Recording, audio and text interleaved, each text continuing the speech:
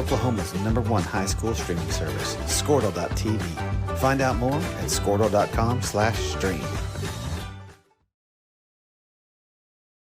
At Maples Nixon Diesel Horse, we've helped a lot of people, and our goal was to treat each and every person like a friend. And as a friend, we've got your back, always. We understand what you're going through. Being lawyers is what we do, but it's not all that we are. We care. We'll stand beside you throughout the entire legal process, not just as lawyers, but as your friends.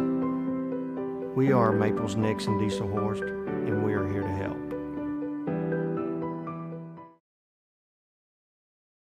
The AMG team is based in Oklahoma City and delivers your organization revenue enhancement through a combination of data science, innovative marketing, and business automation. We think like owners and behave as long-term partners. Delivering measurable results for nearly 20 years has made the AMG team known for our ability to efficiently and effectively execute objectives.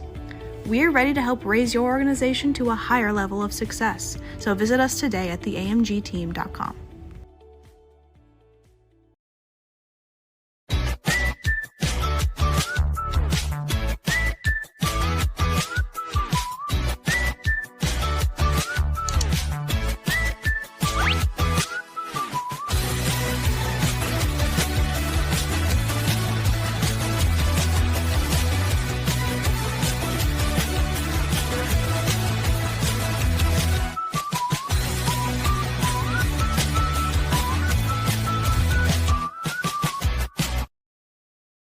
Dr. Matt Dieselhorst at Dieselhorst Sports and Orthopedics can help you get game day ready. Dr. Dieselhorst works with athletes of all ages, taking a coordinated approach to accelerate return to play and maximize athletic performance. His work with pros in sports training, injury prevention, bracing, functional rehabilitation, and imaging works seamlessly with his medical and surgical expertise. Get started by going to Dieselhorst Sports and Orthopedics. Let Dr. Matt Dieselhorst get you back on the field, backing all Oklahoma athletes on the field and off. 2 words, cashback. 2 more words, you're welcome. Remember that jar in your dresser where you would throw your loose change at the end of the day? Then occasionally, you take the jar to the bank to have it counted and enjoy a bit of a surprise to find there is more in there than you thought. That's Square One Banking, the account with a virtual money jar, and it's offered exclusively by Legacy Bank. Support your school's booster club and get your business in front of thousands of potential customers. Talk about a win-win. Advertising packages start on this streaming station for less than $10 a game. Call 405-726-0835 or email adam@squirtle.com right now for more information. For more than 100 years, Oklahoma Career Tech has been training skilled and dedicated individuals, giving clear career paths to over 90,000 graduates a year. These individuals are the heartbeat of the Oklahoma workforce, serving thousands of companies, fueling this state's economy. Oklahoma is powered by Career Tech.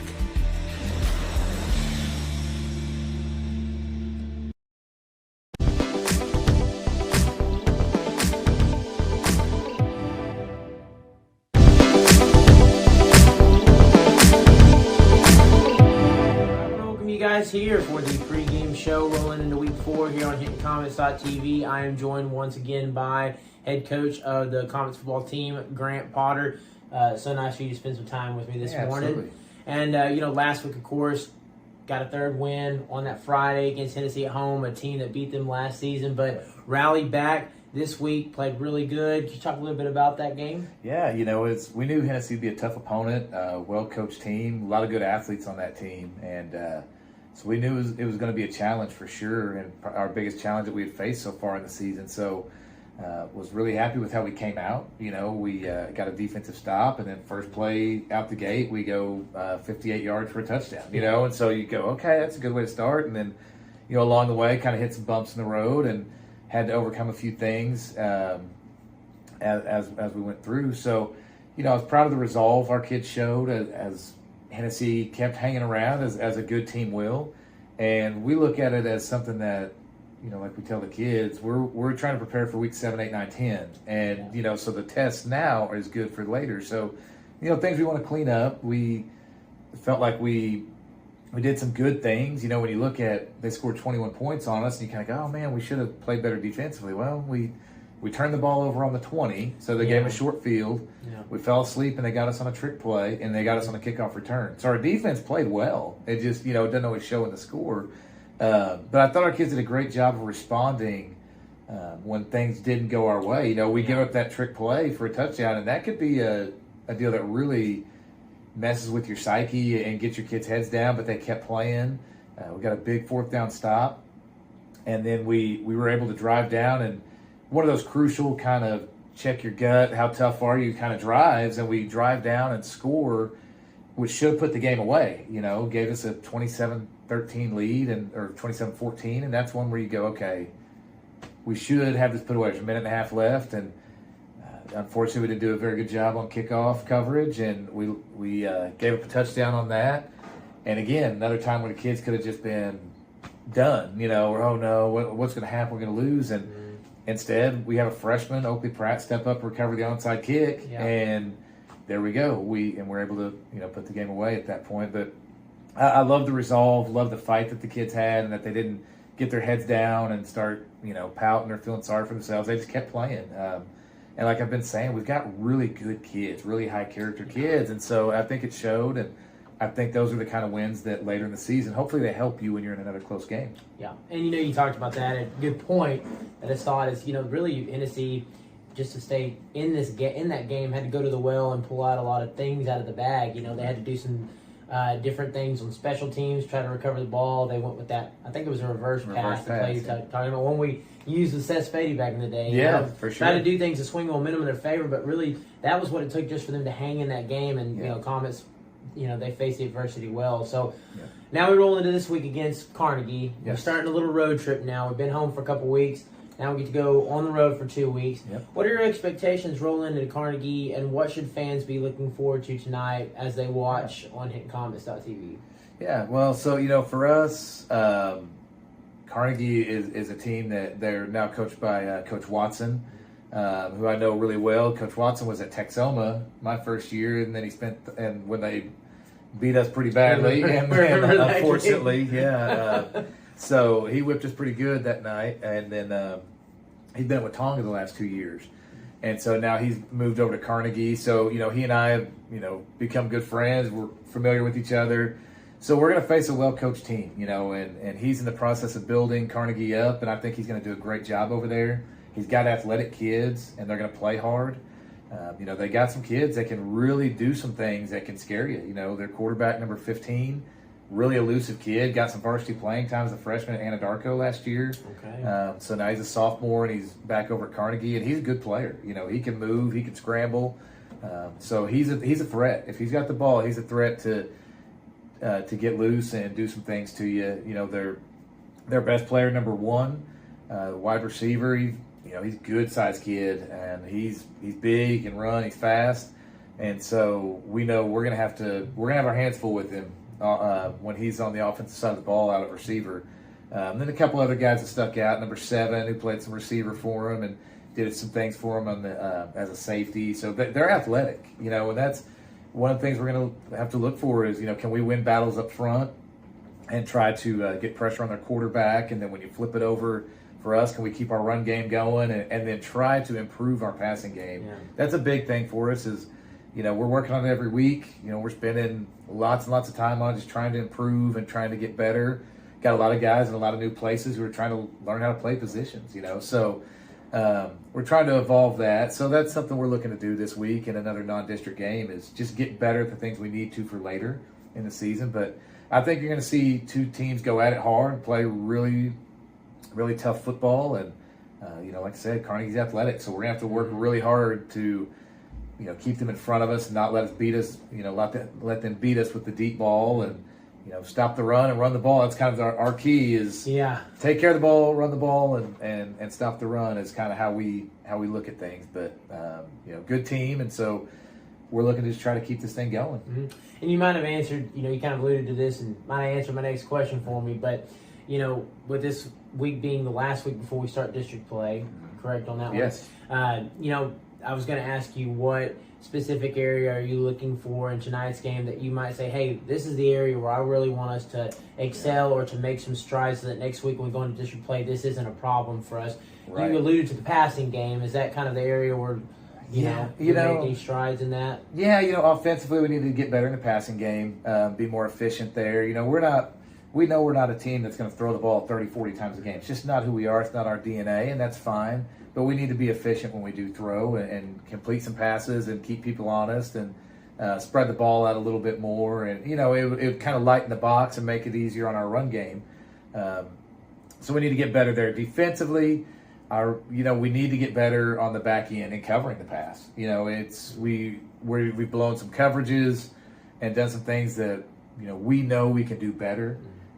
Some mental mistakes and things like that. So, we're working to try to work those things out and figure it out, because as we go through the district, CHA, Cashin, Minko, Crescent, all those teams can throw the ball. They've all got really good quarterbacks, and they can throw the football. So we need to work to improve that. And the good thing tonight is in seeing Carnegie, they're going to probably throw the ball 30 times. So we're going to get a lot of reps trying to cover the pass. They're a very pass-heavy team. Yeah, I did not know that. They are, yeah. Okay. They're a very pass-heavy team. So that gives us a chance to work on those things and try to get some of those issues alleviated before we, head into district play going forward. So, those are the big things. And of course, you always want to keep improving special teams. It's getting up the kickoff return touchdown doesn't make any of us happy. For us, we always, if we can at least keep special teams neutral, we feel like that's a win for us. And so to give up that kick return last week, we spent some time on kickoff trying to, make sure we stay in our lanes and are going where we're supposed to. We've got a good kicker, and he puts the ball in the end zone quite a bit, but that doesn't mean we can relax as a kickoff coverage team. Like, we have to run our lanes, and unfortunately we didn't do that. So those are things we want to look for this week, is to try to get those better, because come next week against CHA, it's, it starts to really, really matter. Well, I'll tell you what, I'm going to ask you that question because I didn't know tonight, so we'll expect them to throw the ball around the yard a little bit. Huh? Yeah, they're going to throw it. Kind of like we like to run, they like to throw. So that's the other thing. Coach Watson, he loves to throw the football, and they also love to get in some kind of exotic formations, and he'll give you something new every week. So, you may see some times where our kids are kind of looking, or we may have to use a timeout, and he does a good job with that. He may come out and have 3 linemen over here, or have this over here, that your kids kind of go, whoa, wait a minute, what's happening? And sometimes as a coach, you do that because you've got a play you think will work, or you do it because you can maybe get the other coach to burn a timeout. And he's got me with him before, and it's good, but it's tough because you can't prepare for everything. You just kind of have to give your kids a general idea and say, hey, if this happens, we do this. If you're panicked, here's our automatic, try to keep our defense safe and protected. Here's what we do, and hopefully that kind of mitigates some of that. But it'll be a night where they're throwing the ball a lot, and now hopefully we're sacking the quarterback and forcing some incompletions. But that's up to us. Yep. So we'll see. All right. Well, I appreciate you spending your time in the mornings. Again, we love to record these early in the morning. Coach Potter's busy day, working 2 jobs, wearing many hats. So again, I want to thank you guys. Pre-game show, something new we're rolling out this year. All right, I want to welcome you guys here. So we're getting underway. Early start here as number 14 is going to return that one. As had a little rain showers here early, just kind of getting that camera out as quick as we can, and we're working outdoors for tonight's broadcast against the Carnegie Wildcats. So again, the Comets won the toss, but they elected to defer to the second half. So we'll get the first look here defensively for your Comets. Comets 3-0 on the season. Looking to continue that here, so we got one more week before we roll into district play. It's the first of 2-game road trip here. So go to Christian Heritage next weekend in Del City.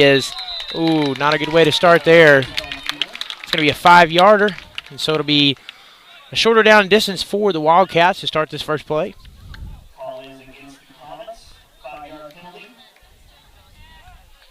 So an easy there, offsides penalty. Not the way you want to start the game, but again, 3-0. Sure, the boys are fired up. They played really well.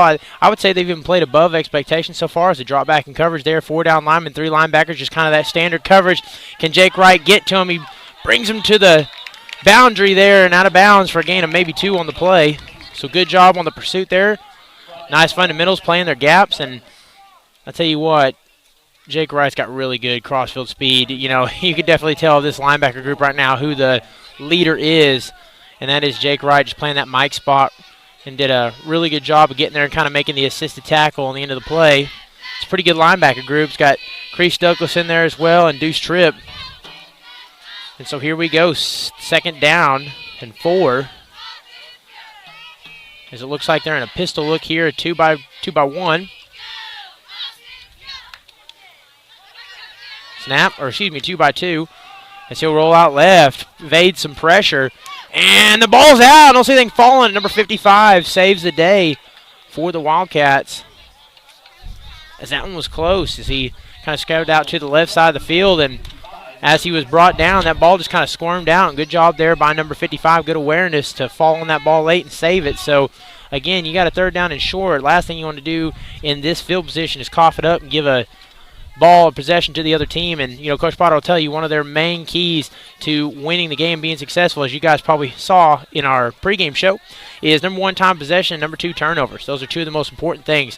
Comets want to win up front. They want to dominate time possession. Second thing they want to do is they want to win the turnover battle, and that would have been a great way to get it started. So here on this first possession here, you started off with an offsides penalty, but I tell you what, 3rd down and manageable here. You got an opportunity to get a first stop, a 3-and-out, and that would be huge. So as I think we took an official timeout there, and they'll down it.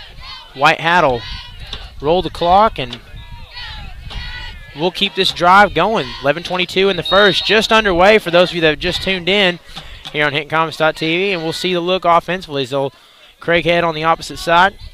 Damian Gomez, there's your corners. 4 down linemen, 3 backers, kind of playing everybody up.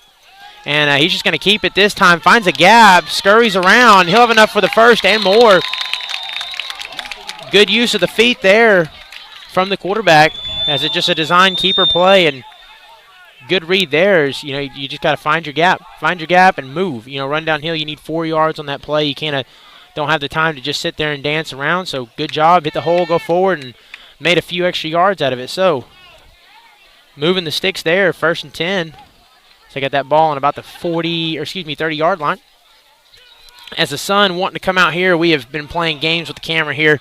Rained on our way down here, got here, quit raining, rained again, and for the time being hit a stop. So pistol formation, low snap, gets his ball quick, and Clifton Craighead reads that one well. Does a good job of jumping that route and batting that one down. And I tell you, you know, you can see it on field, but I talked to Coach Potter, you know, who is our best athletes on the team. And Coach Potter will tell you, one of the best athletes on this team is Clifton. You know, he is a smart player, great athlete, is getting better and better, you know, as he continues to get more experience in playing the game. He's upperclassman now, so as a matter of fact, I believe he's a senior this year. I think I have that correct. I think he's a senior this year, and so he is a great player, athletic, and you saw it there, just a really good read, jumped it, and this little pitch play here to the right side, cuts back, needs to make one-man miss. Trevor Rodman stands him up, and he'll be assisted there on the end by Jake Wright. So again, not what you'd like to see there for the Comets, is Coach Potter kind of pointing there on the opposite end. And that's a good gain there for Carnegie. It's going to set them up about 5 yards to gain, so 3rd and 5. And we get a stoppage of play here. We'll see if it's official timeout. I believe it's an official timeout.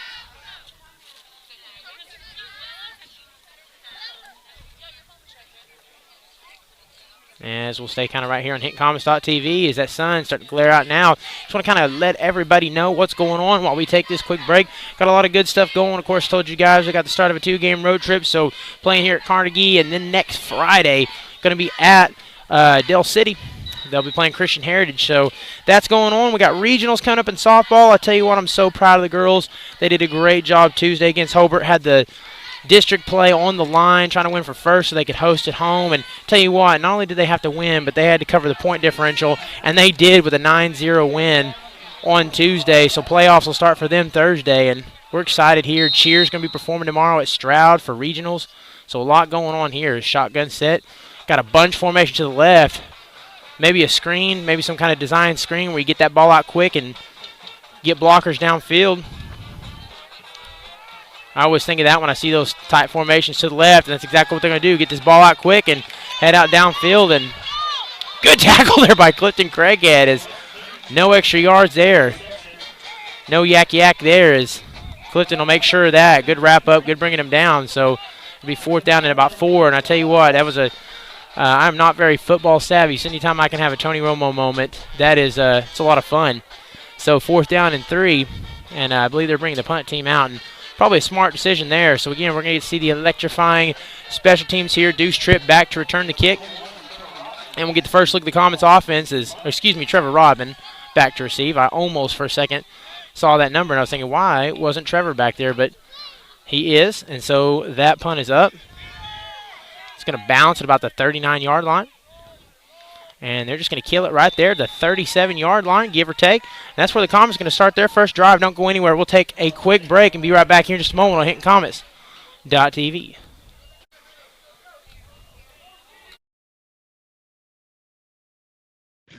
Two words, cashback.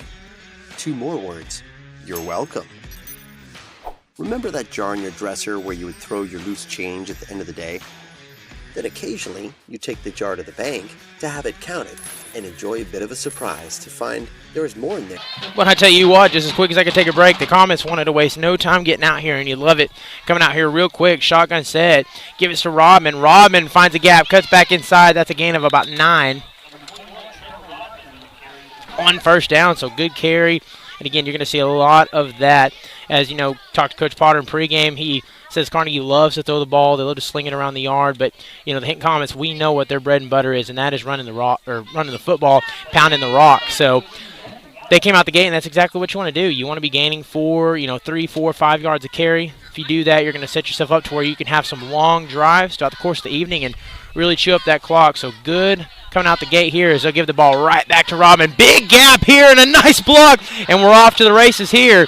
To the 10, the 5, and he'll walk it in for a touchdown. Touchdown Comets. Don't see any flags on the field.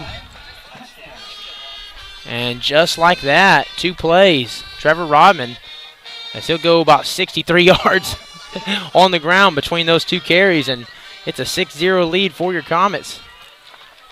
Before I could even get everything set, there's a drizzle starting to come down here, raining just a little bit. See a little sunshine, a little rain, always fun there. And Deuce Tripp puts a leg on it, and it has enough. Extra point attempt is good. So your Comets come out here 1-2 punch as Trevor Rodman puts them on the board here early with good blocking up front. And we'll take a quick break and be right back here in just a moment on HintonComets.tv. Better than you thought. That's Square One Banking, the account with a virtual money jar, and it's offered exclusively by Legacy Bank.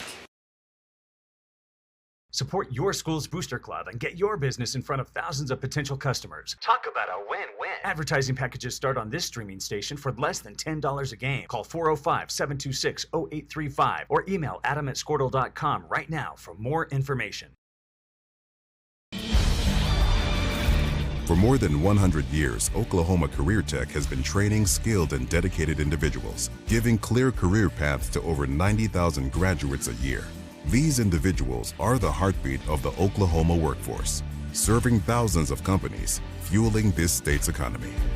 Oklahoma is powered by Career Tech. All right, I want to welcome you back here on HintonComets.tv. Deuce Tripp kicking off for the Comets for the 2nd time. As your Comets make quick work offensively on the board thanks to great blocking up front and the legs of Trevor Rodman. So here we go. And a short squibber there as number 7 will just have to fall on it. And they'll let that one die at about the 40-yard line, maybe 41. So that's where they'll start the 2nd possession offensively of the night. Or I should say of this early evening for the Wildcats.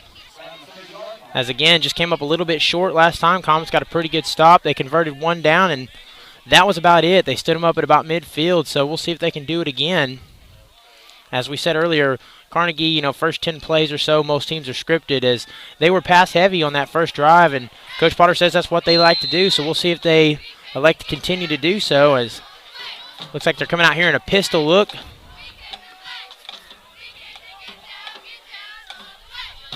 with a 3x1. Yeah, it looks like a 3x1. They kind of have that tight end playing there in the slot. He's going to let it fly, and sure enough, Clifton Craighead tries the high point one, almost comes down with the turnover. And again, that's just good coverage there. Nice awareness, get back to the ball, trying to high point it, create a turnover. Tell you what, we've had 2 situations here, 2 opportunities early in the game. Had a fumble on the first drive and a ball right there with a good opportunity to be picked off. So if they want turnovers, if these boys are hungry and they want turnovers this evening, the opportunities might be there,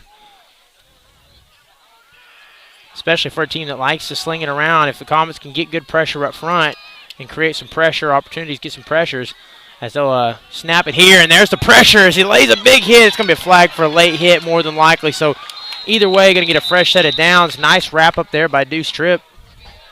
Good open field tackle.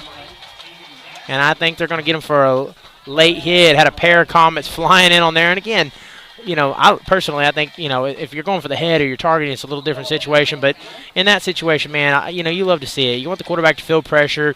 You want him to be, you know, hearing footsteps throughout the course of the evening. And, man, maybe I'm just old school. I don't have anything wrong with that, you know, as long as you're not going for the head and trying to be intentionally dirty. To me right there, that was okay. And that penalty actually be on the Wildcats. I had it wrong. I saw the flag on the far side go as soon as that hit was laid by the pair of Comets. So thought maybe that would be the call, but call's actually on the Wildcats. So, and it's a 15-yard penalty, so maybe a chop block or something like that. They might have went. Not exactly sure what happened there. Didn't quite see the call. So you know what? 2nd down and 25 instead, as he gets this one out quick. And I tell you what, good job there by Damian Gomez. Started with him on that play as he got off his block and Shade kind of forced the receiver to the outside, and Deuce Tripp again coming in there late. Just great job as your Comets are really winning up front. They're creating pressure, and, you know, that's where it all starts. It starts at the line of scrimmage. It starts with the simple things, you know, getting off blocks, creating pressure, shedding your man. And when you do that, you force the offense to kind of ad-lib a little bit, and, you know, you force them to kind of rush the play. And so far, there's more pressure. See, force them to get this ball out quick, and we'll see if they get a turnover. They'll say that one is down. Incomplete pass. As Crease Douglas swears he has it. And I tell you what, that was an athletic play by Crease. He dove to the ground trying to secure that ball. And there's another one. I just told you guys a couple of minutes ago, like, hey, they want turnovers. If these boys want turnovers, with the pressure that they're applying right now and getting off blocks, they're going to have some opportunities this evening for sure to create some turnovers. As that looked like opportunity number 3. So either way, 4th down and 20. The Comets bring out the punt team again. Or force Carnegie to bring out their punt team, excuse me. So he'll be kicking this one from about the 10-yard line. Puts a good leg on it. We'll see if Rodman fields it, and he does. They'll swarm to him. Does a nice job evading one, and he'll be brought down at the 45-yard line, where the Comets will start their second possession offensively. And we'll stay live right here on HintonComets.tv. Made that mistake last time of cutting a break, and I tell you what, they're not wasting any time. They want to get out here and score, so we'll stay right here live on HintonComets.tv. So, again, on that first drive, you know, the keys to that drive, of course, blocking up front, you know, especially on that touchdown play. There was a hole big enough you could drive a truck through on that left side of the line. So just great job blocking up front. And, again, we know Trevor Rodman's a freak. He's a beast. He's got the athleticism. He can make it happen. You give him some open field to run, and it's going to be tough catching him. So you pair that combo with Rodman and good blocking, and you're going to score a bunch of points. So here we go, 1st and 10. Shotgun set. They'll bunch him up on the left side as he'll run to the weak side there and kind of swoons the defense away. Gets a good block downfield. We're off to the races. Can they catch him? And he'll run in there for a touchdown. Graydon DeVinny goes almost untouched, walking it into the end zone. And I got to give a shout-out there to Xander Furrow. That was good blocking there from the young man as he didn't give up on the play. Laid that block all the way down. That might have been the necessary last bit of space needed for Graydon DeVinny to punch that one in. As your Comets here very quickly, 3 plays, 2 scores. Yes, you heard that correct. All on the ground. They may not need to throw the ball much this evening. You know, we talk about they don't do that a whole lot, but they may not need to with the way they're running the ball right now. So, extra point is up, and it looks like it's good. How about 2 for 2 for Deuce Tripp? And just like that, your Comets with 7:16 here in the first quarter, lead 14-zip. We'll take a quick break and be right back here in just a moment on HintonComets.tv.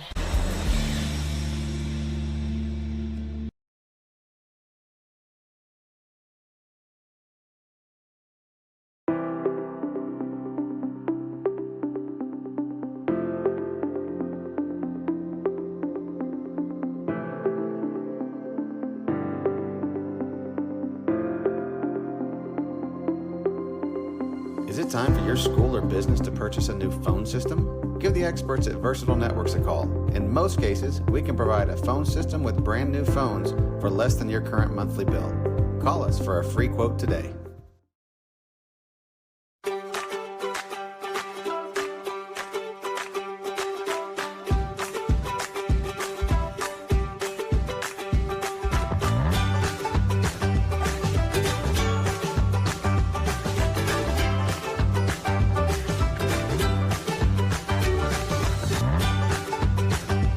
With Oklahoma's All right, I want to welcome you back here as Comets up 14-zip. And getting ready to kick off here is we'll tackle on those points. There we go. All right, here we go. Let's get this one underway. Kicks up. And it'll be fielded in the end zone by 84. We'll just kind of have to rule it down there. As thought maybe he would take it out of the end zone, but elected not to after kind of bobbling around out of the hands there. So probably a smart decision there, and they'll take the field position. So your Comets going to start their third drive defensively. And, really what can you say so far? It's been all Comets on both sides of the ball, and it started with that pressure. Really just a matter of shedding blocks, getting good pressure up front. And it just seemed like the quarterback who, likes to throw, this is a passing team, they've been under a lot of pressure. They've had to get this ball out as quick as they can, and you did a really good job of corners of shedding blocks and linebackers pursuing the ball.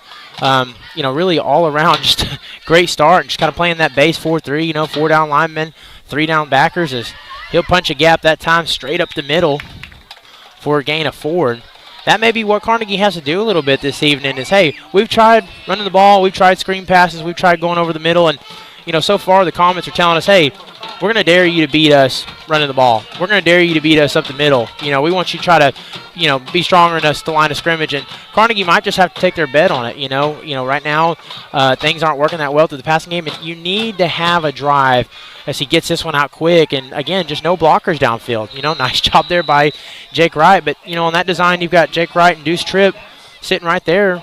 All they got to do is pursue. They just got to get to the receiver there. It's not really any block set up on that play. So now he does get a little bit of forward progress on the third one, but your Comets will take that. They'll take that. Those open field tackles, they're more than willing to, keep these short down and distance completions through the air game. So they're going to have to run the ball here as a pistol hook, and that's what they'll do, just a halfback dive. But I tell you what, trying to keep that one from crossing Spaden Berg.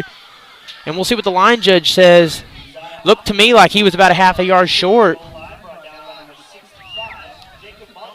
Oh, and they'll say, okay, Jacob Bonniwell there. Excuse me. Thought I saw 55, so we'll go 65 instead. Jacob Bonniwell, and that's again, Bonniwell is a heck of a young man. I tell you what, he is becoming one of the leaders here on this defensive front, as that makes a lot of sense, him making that play there. So 4th and 1, no surprise here. They're going to go for it. 5:42 left here in the first. Clock is running. Play clock down to 7 seconds. We'll see. Maybe they use that first timeout as that clock's at 3. They're going to need to take the timeout or snap this ball, and they do just in time. Quarterback will run to the left side. Just needs 1 yard. He'll get that. Try to turn upfield, and he's out at the 42-yard line. And Carnegie gets about 11 on that carry as they could breathe a sigh of relief there. As that one felt like a big first down as your Comets are up by 2 scores, and still a lot of game left to play. The last thing you want to do here is, go 3 and out again and have to give the Comets the ball back, because we know they are scoring. They're scoring quick out the gate. Is coming in there quickly. Jake Wright almost makes a great tackle in the backfield. There's not gaining a whole lot, maybe 3 on that down and distance, so 2nd down and 7. But I tell you what, these Comets, they are flying to the ball right now. I'm having to keep up with numbers. These guys are making plays. Really good all-around substantive game so far for your Comets. It's not a one-man show. You've got several playmakers. The names you're familiar with, Bonniwell and Jake Wright and Rodman and Craighead, doing exactly what they need to do. Is, again, you just don't have the blocks there with Carnegie. The blocks are not there. The Comets are swarming to the ball, and that's a no-gainer. So you're sitting at 3rd down and 7, maybe 3rd down and a favorable 6. And this is exactly the down and distance that the Comets want to be in. You want to be in 3rd down and long, sitting in this position. It allows you to pin them ears back, be aggressive, go after the quarterback, try to get a sack, and where they're at position on the field, more than likely it's not 4-down territory unless you're staring at a 4th and 2 or a 4th and 1 or something to that scenario. So Comets can really elect to be very aggressive here. And you look, they're playing press man there. They're right up on the line of scrimmage. Look at those corners there on the near side. Right up. And again, almost getting to him. And nice evasion there by the QB as he says, I got this one. I'll take it over from here. And a great carry there. A good read by number 15 on another QB keeper. Does that look like that was Bonniwell there? Comets got really, really close. Not that I would say over aggressive there. Just a good read by the quarterback. Kind of found a gap. And, Coach talked about in the pregame show, that quarterback, number 15, that's one of the guys to look after. He's got a lot of speed. I think he is a former Anadarko kid as he gets that one out. Nice job there. Completed to number 7 as Carnegie's got a little momentum now inside the red zone following the completed pass. And it looks like they may elect to run a little bit of up-tempo here as the Comets are kind of on their heels. And we get a timeout here taken by the Comets. It's their first of the evening. Not a bad use of the timeout there by Coach Potter.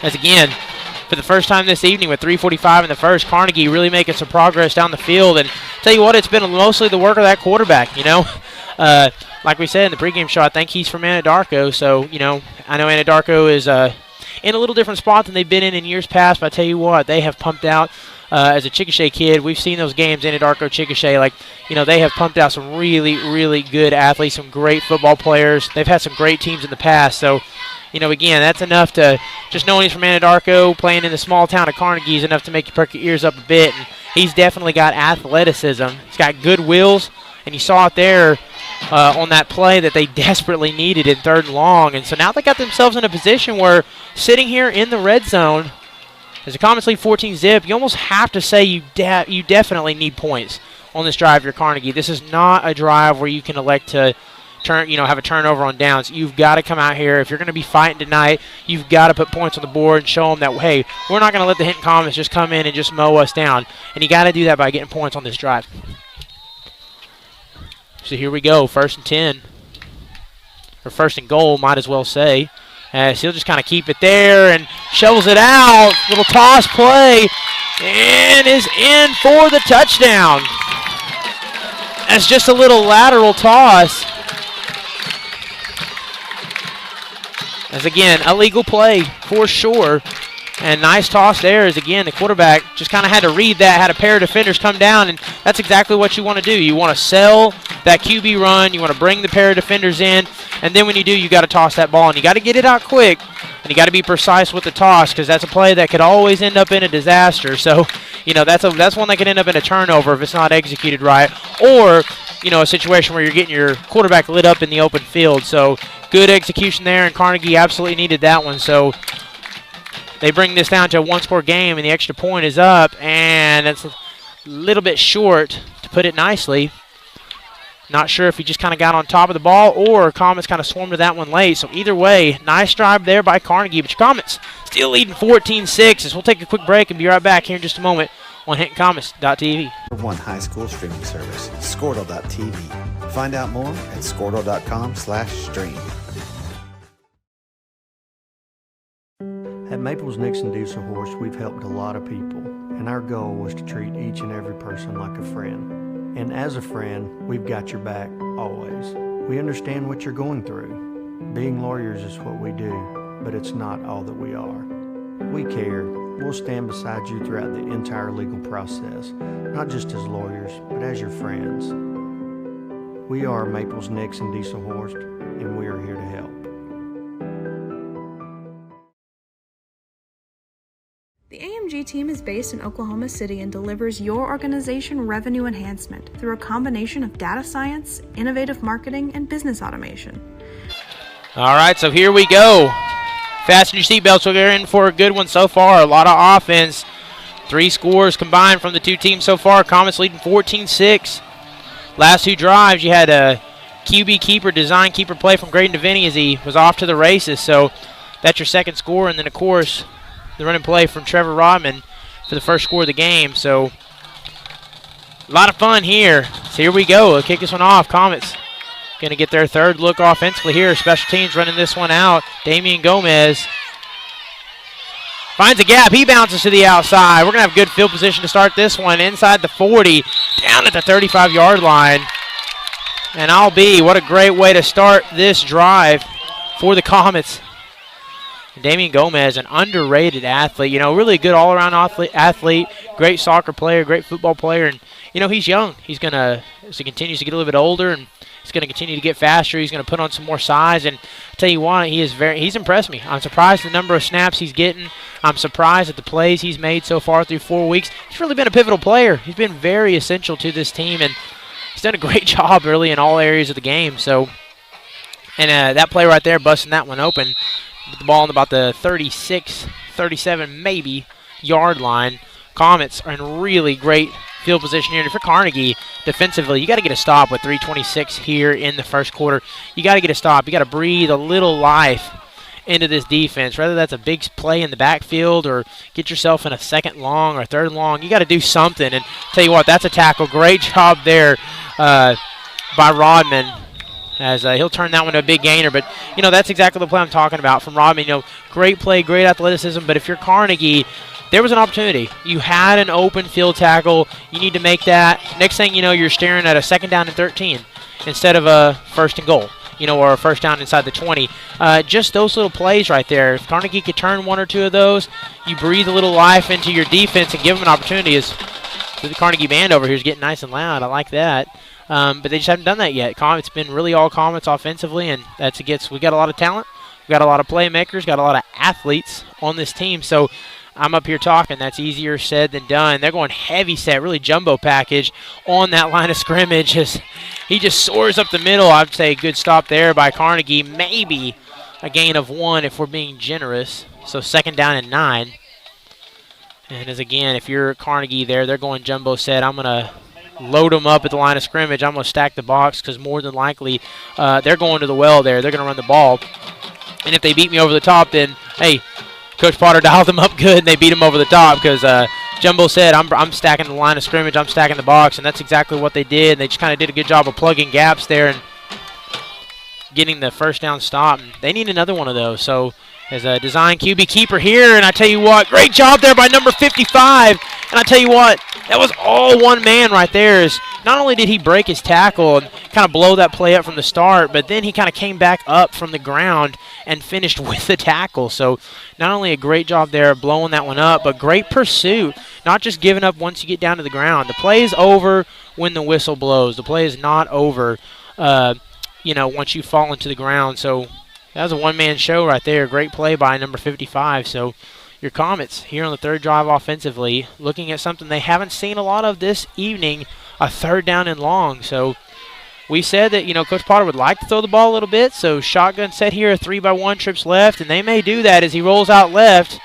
He needs to get this one out, and he's brought to the ground. I think he put a knee down, and the official will say, yes, he did. And so Carnegie gets a stop as he tries to evade a sack, and I think just gets a little bit tripped up, and 4th down and 15, good stop there by Carnegie. This will be interesting to see what the Comets do here. 4th down and long. Do they keep the offense on the field? Do they bring out the punt team? Or do they put themselves in a position where maybe they kick that ball with Graydon DeVinny? They snap it and punt it with the QB. So they've got the offense on the field here so far. And a pistol look. Here we go, snap. As he's going to let it fly. Here we go towards the end zone. Number 14 drops it in like rain. Right into the hands, the breadbasket of Clifton Craighead. As Graydon DeVinny delivers the dime on 4th down and 15. Touchdown Comets.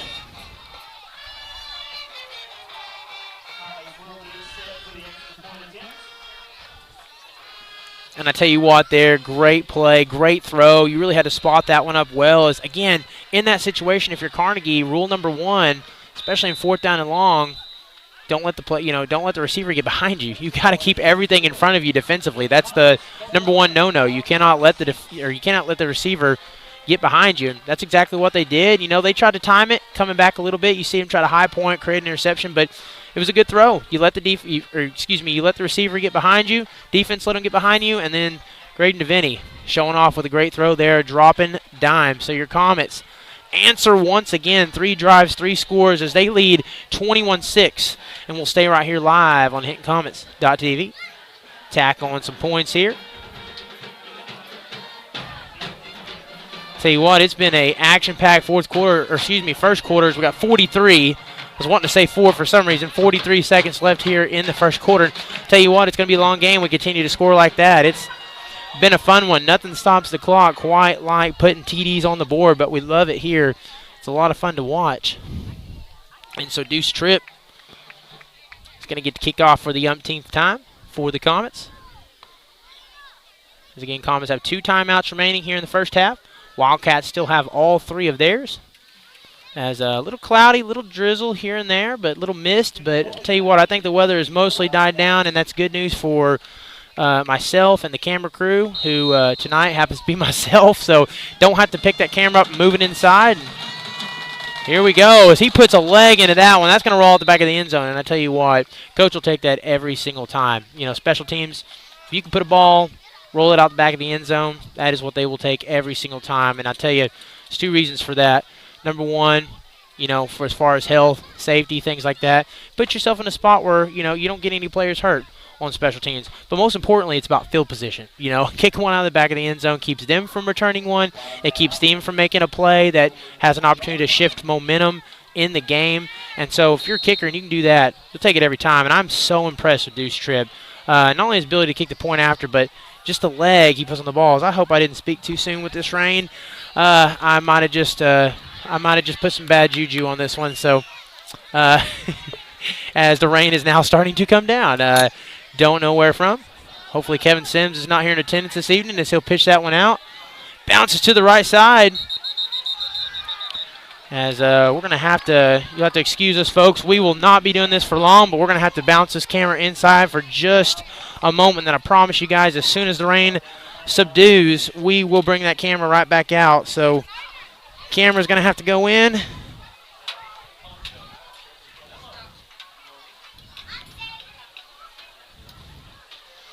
And we'll try our best to get you a shot from in here.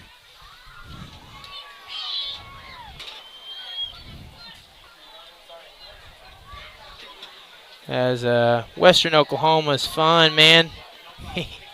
Gotta love it.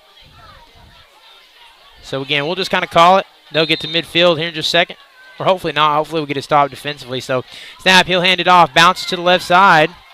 Falling forward for a gain of maybe 3 on the play. So 2nd down and 5. 22 seconds left. They're probably going to let the play clock run out on this one. And okay, a new set of downs. Not sure what was going on with the chain gang on the far side there. They had the yard marker wrong, so now they got it right. It's a new set of downs, and I think they're going to let the play clock run out on this one, and we'll bump it to the 2nd quarter. And probably a good thing. Hopefully I can get this camera back outside for you guys for the start of the 2nd. So into the 1st quarter, your Comets leading 21-zip. Thanks to Graydon DeVinny and Trevor Rodman. And a lot of Comets who are blocking well, making plays. So we'll take a quick break and be right back here in just a moment on HintonComets.tv. We think like owners and behave as long-term partners. Delivering measurable results for nearly 20 years has made the AMG team known for our ability to efficiently and effectively execute objectives. We're ready to help raise your organization to a higher level of success, so visit us today at theamgteam.com.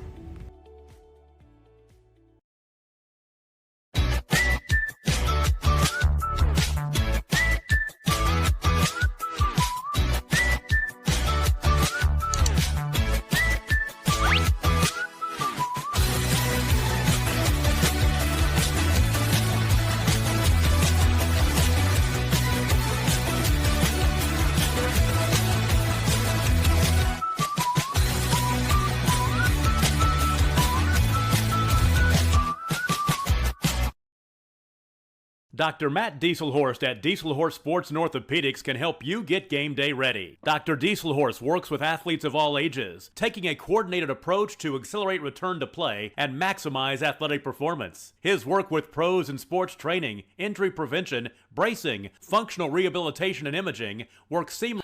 All right, so here we go. Back here on HintonComets.tv for the start of the 2nd quarter, 1st and 10.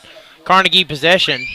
As we brought the camera indoors, and hopefully as soon as this rain subsides, we will be able to bring the camera back outside. So again, if some of the angle's not the best, we're just working this one in as kind of a forward toss there, but they'll rule that an incomplete pass as that ball did go forward on the lateral play. You again, something you have to be careful there in that situation too is, we saw them get away, or not get away, we saw them execute it really well in the first quarter, but you got to be careful.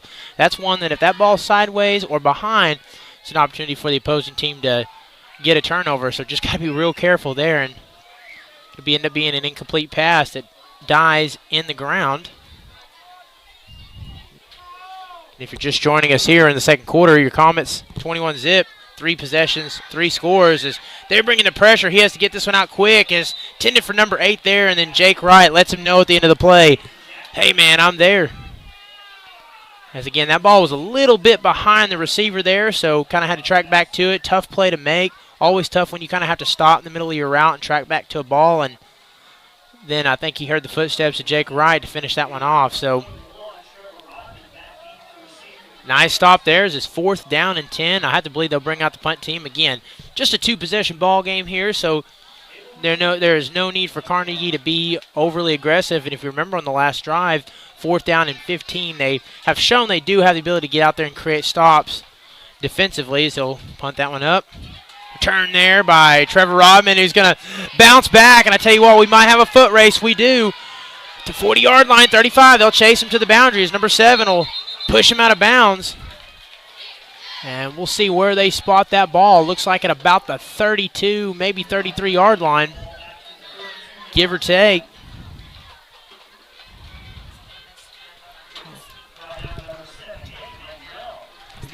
No, you're good. Go ahead.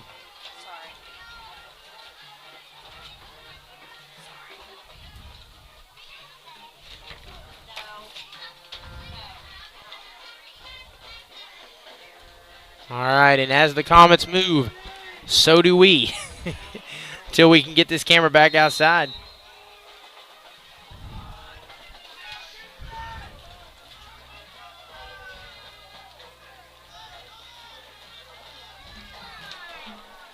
All right, so here we go. First down, Comets, 4th possession of the ball game. As it looks like DeVinny with a QB design keeper there. Great use of the blocker to bounce outside, kind of swim the defense inside, and then bounce out. It's a great job. Good block there by Rafael Gomez, too. I tell you what, really good blocking up front, the line of scrimmage. Does a great job. And I tell you what, DeVinny sells that well. He kind of rides that block a little bit, gets the defense to pursue the gaps, the inside gaps, and then uses that to bounce outside and get to the edge. So, and he's got wheels. This Comets offense got a lot of playmakers. Rodman, Craighead, DeVinny, we've talked about. They've got speed. And speed kills is the old saying. And, once you get them in open space and get them running, it can be a nightmare scenario for the opposing team. So Comets have made all the use of the speed and athleticism that they have here in the first half. So as they'll just do another design keeper play up the right side, bounces outside. We'll see if he can get that one down to about the 10-yard line. As my vision is a little bit obstructed too, so I got a wall right to the right to me. So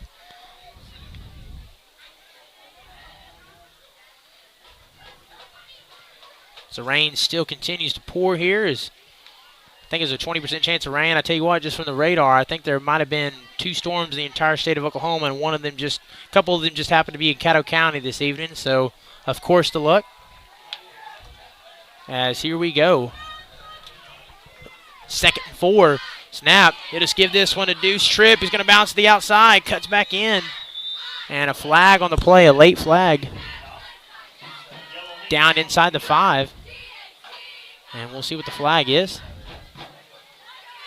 Maybe a chop block on the offense. That is a chop block. So I tell you what, it's a personal foul. That's a big penalty there. That's going to move them back for sure.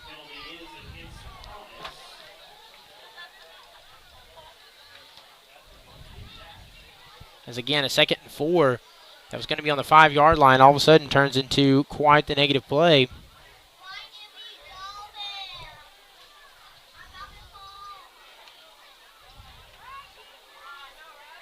So we'll see where they spot this ball.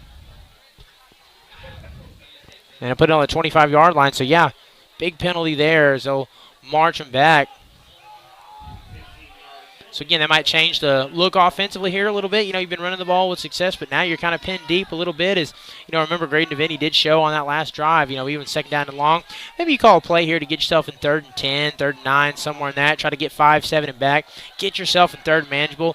Not in a situation where you have to throw the ball yet, and that's exactly what they're going to do. Give the ball to Jake Wright. Jake Wright's going to bounce to the outside. Another flag on the play as he'll dive inside the 5, but we'll await the call.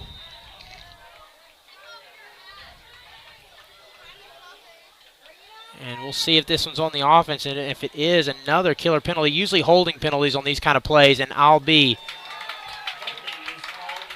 we've seen a game or two, haven't we? And usually on those kind of plays, especially running plays that bounce to the outside, that's your killer penalty right there. You're looking for a block. You're looking for someone that's grabbed a jersey, and there we have it. So we went from 2nd and 15 to more than likely going to be sitting at 2nd down and about 25 as they spotted that ball on the 35-yard line. And this drive just got a whole lot different for your Comets as I see Colton Helms checking in as, now 2nd down and 25, 2nd down and 30, whatever you're sitting at. You're going to have to change things up a little bit. You don't need to get it all in one play, but you definitely need to get yourself in a spot here where you're sitting at 3rd down and 15, maybe 3rd down and 12, something of that nature. And we'll see if they air it out here. Shotgun set. You got 2 receivers out to the left. They don't need to. They're going to hand the ball up the middle as Rodman will scurry head forward. And that's going to be about 3rd down and 11, maybe 3rd down and 12. That's a great carry there. And they were kind of thinking what I was thinking, maybe get yourself inside that 3rd down. So kind of spot that ball back a little bit farther than I thought they would. I thought it'd be closer to about 3rd and 12. Looks like we're staring closer to 3rd down and about 14, maybe 15 yards. So again, interesting to see what they do here. You've got Deuce Tripp. He's done a great job kicking the ball. Good job with point after attempts. Be interesting to see. It's been raining a little bit, so it's going to slick the ball up a little bit.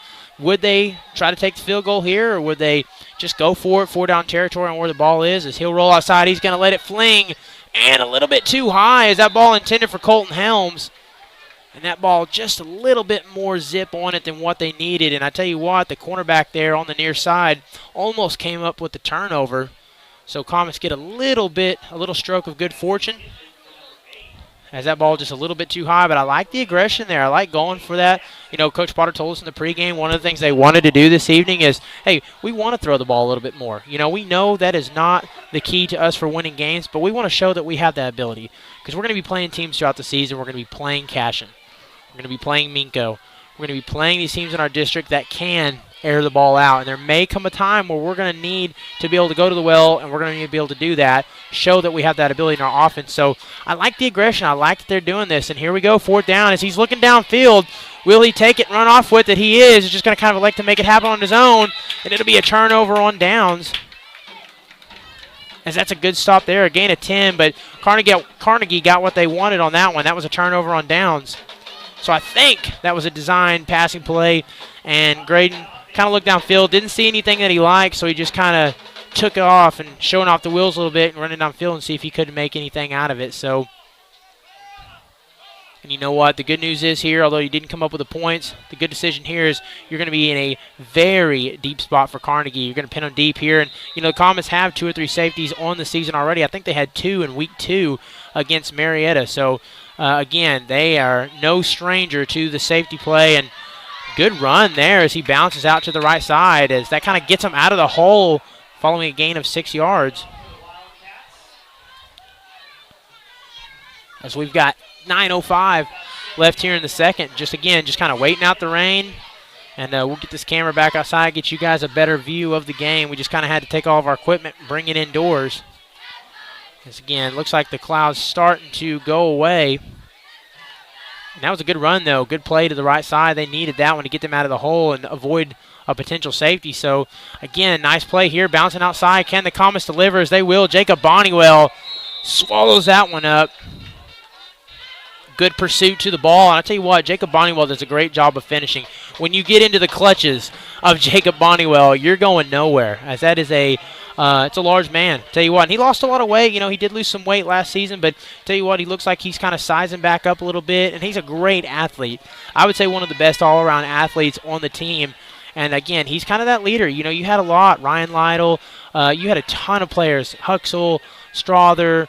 You had a bunch of players last year, upperclassmen on this defensive line, so Jacob is one of those guys that's going to have to shine. He's going to have to step up and make plays on this defensive line because you don't have a lot of the upperclassmen that you had last season that really made the defensive line one of the bread and butter units of this team. So here we go, 3rd and 4. Drop back, roll to the right side. He gets his pass out quick, has to make one man miss and doesn't. Great job wrapping up there on the far side as that looks like Clifton Crickhead, finishing the tackle there, and it is. So that's 4th down and 1, and again, you just kind of look around and think, you're in a really close spot here, real dangerous, 4th and 1. Almost say you'd have to punt in this situation with this just being a 2-score game, but every time it's 4th and 1, especially in this era of football, you just can't help but, think, we want to go for it. And we'll see here as they got the quarterback out on the field, maybe trying to get him to jump off sides. And play clock here sitting inside of 30, still 30 seconds on the play clock. So if they're going to do this strategy, you got a lot of time trying to get him to jump off sides. They're going to snap and go ahead and run up the middle. There is gutsy call. He may have enough for the first. And I see the coach staff there. Looks like Coach Wofford. Coach Wofford very passionate. Always fun to watch him coach. And I think they had enough for the first. Is tough to tell from this angle, but looks like that's at least a yard in front of the sticks. And they will say first down Carnegie. And gutsy move there is, again, you're way down there deep in your own territory. You get a turnover downs, and you're almost guaranteeing you're going to give up another score. But, hey, it's a 2-score game. You look at the situation here is we got to choose some clock. We've got to keep this ball out of the Hinton Comets' hands, and we got to try to make this a 1-score game, get some momentum before we go into halftime because with 7:02 left here, you get a couple first downs, all of a sudden you're staring at 3-4 minutes left in this half. It goes by very quickly when you're having success on offense. He just lobs that one up. Not sure who that was intended for, but number 7 will come down with it himself. Tackle made there by Colton Helms. As that's a good gain of about 8 for the Wildcats. The next thing you know is, again, we said Coach Potter said they like to air it out, and if they feel they can have success with that, which, again, one of the impediments to that might be the rain. Not sure exactly how wet that ball is or how wet the field is. We're kind of sitting under the roof right now. It's raining just enough that we had to move our equipment inside. But, a team that likes to pass the ball, generally the rain, the elements are not your friend. But you still see them kind of airing it out. And a lot of success there on that play, 2nd and 8. So they're going to let it fly again. Just kind of and again, there it was. Wet ball. Just kind of slipped out of number 7's hands and might have been looking downfield before he secured the ball, so that might have had a little bit to do with it, but you can just see that ball slip out. I mean, they're wearing gloves, but it's still a wet ball at the end of the day. So, 3rd and 1, this is one of those situations where if I'm Carnegie, I'd run the football. If you went forward on 4th down, on the previous set of downs, I don't know why you wouldn't in this situation with it being, if it's 4th and 1 or 4th and inches on the next play. I'm going to run the ball here, Hey, it's 4 down linemen. I don't know how many. Let's see. We'll have to see how many they put in the box here. Yeah, they've got 6 in the box, basically. Yeah, I'm going to take off and run upfield. I got a quarterback that's athletic. He's going to bounce to the outside. That's a good decision there by Carnegie, because they're going to get enough for the first. And that's, really what they needed to do here. And for Carnegie, they're going to have some success because this is a matter of chewing some more clock. Now you're about that time of possession. See, and again, we're already at 5 minutes left in this half. That's what we talked about. You get a couple first downs, all of a sudden you look at that clock and you think, oh my goodness, where did 3 or 4 minutes of this quarter go? And it goes by really fast, especially when you are running the ball with success and you are converting down. So it's a fresh set here for Carnegie. 1st and 10. Shotgun set, it's a 2-by-2. He'll let it out quick as intended for number 7 as he'll run forward and gain a 9 on the play. So again, that was the same design they went to 2 plays ago. Just kind of a little stop and go. And again, I think number 7 is one of the ones we talked about this morning in our pregame. The quarterback, number 15, very athletic, but number 17, that's kind of their go-to playmaker. And they really want to scheme their schematics. They want to scheme their plays around number 7 to get him involved in the passing game. And that's what they're trying to do. Is this one lobs up to number 8. 14 lays a block. Great move there. Cuts back to the outside as they're brought out at the 42-yard line. Colton Helms and Graydon Vinny in on the play. That's first down Wildcats as again, still showing a lot of success offensively as they've kind of come into their own. You know, they got punched in the mouth. The Hinton Comets came out. There's really no other way to put it. They punched them in the mouth on the first 2 drives to go up 14-zip. And, you know, really since then, the Wildcats have responded well as, you know, they've done a great job of time of possession. They've had a lot more success offensively. They've kind of taken a deep breath and let it come into their own just a little bit as they're really, you know, finding success in multiple facets of the game. And they're in a situation here where they can run the clock as they get this ball out quick to number 14. And he just kind of goes forward. As you know, that's what they're doing. You might have to play press man at some point if you're the Comets. You might have to get your corners, your linebackers up there on the line of scrimmage because right now they're just kind of dink and dunking. They're taking everything that you're giving them defensively.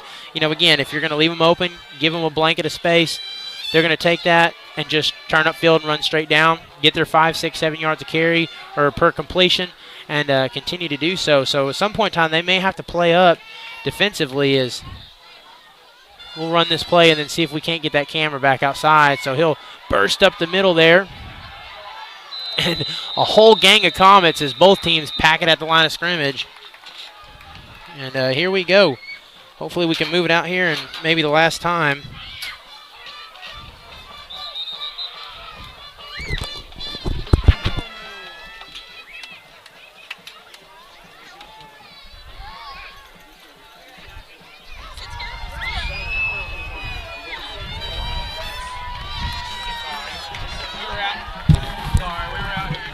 It started raining, so we had to bring equipment in, but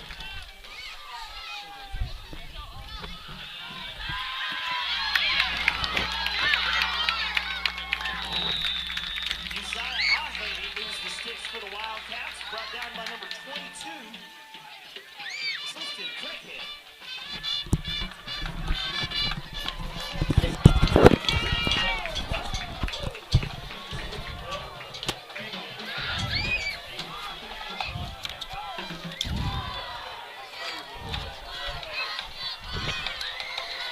All right, so here we go. Excuse me there, 3:58 left in this one as we get ourselves situated back outside. Hopefully that's the last time we have to do that this evening. He's going to let it fly, intended for number 7. Again, just a little quick hitch route, and he'll turn upfield. It's another good gain as you can hear a lot of noise here on the Carnegie sideline. It's a good crowd here on the home side. And again, Comets, nice crowd on the far side here on our cameras. Comet faithful always travel well, but, you know, they're starting to make a lot of noise. You can definitely tell momentum with 3:35 here in the second is starting to shift into their favors. They feel like everything is going their way, and they'll continue to do so. A little 2-by-1 here, shotgun set.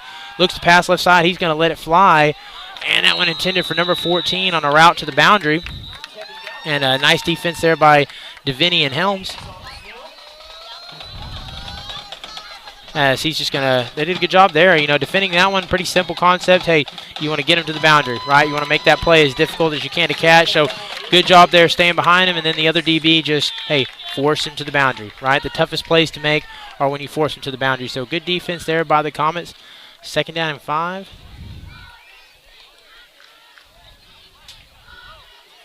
And it looks like they're going to roll here, just kind of looking pre-snap. Maybe a trips left. Because they got 3 receivers there bunched up. No, not really a trips play, but they're going to definitely have them bunched. Perhaps, and again, you got all your playmakers, 7, 8, and 14. So this could be one of those, again, a little quick screen pass or something there. And they got big number 30 in the backfield. We get a timeout here taken. Because, again, the Wildcats haven't taken a timeout yet in this half, so. Yeah, and the Comets will take their timeout. So, again, they have 1 timeout remaining as we'll take a quick break and be right back here in just a moment on HintonComets.tv. With his medical and surgical expertise. Get started by going to Diesel Horse Sports and Orthopedics. Let Dr. Matt Diesel Horse get you back on the field. Backing all Oklahoma athletes on the field and off. 2 words, cashback. 2 more words, you're welcome. Remember that jar in your dresser where you would throw your loose change at the end of the day? Then occasionally, you take the jar to the bank to have it counted and enjoy a bit of a surprise to find there is more in there than you thought. That's Square One Banking, the account with a virtual money jar, and it's offered exclusively by Legacy Bank.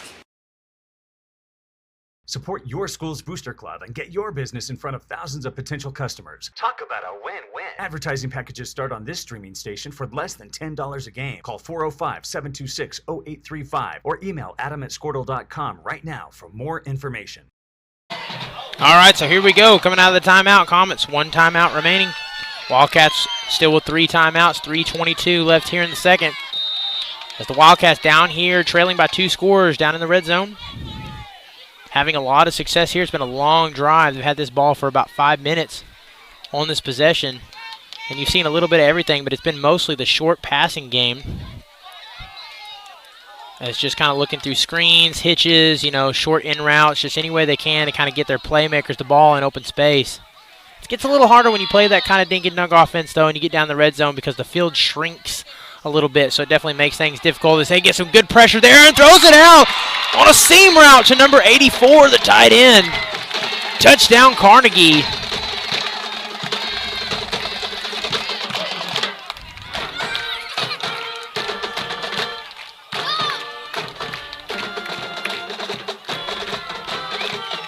And again, great play there by the quarterback. Had pressure in his face. Knew exactly what the play design was there. Just needed to get it out and did to their big body tight end, number 84 on a seam route. And kind of dropped that one in. Great pass. Great execution by Carnegie. What a drive. Almost 6 minutes there off the clock. So with 3:18 left, this is now a 1-score game. And they're going to elect to go for 2.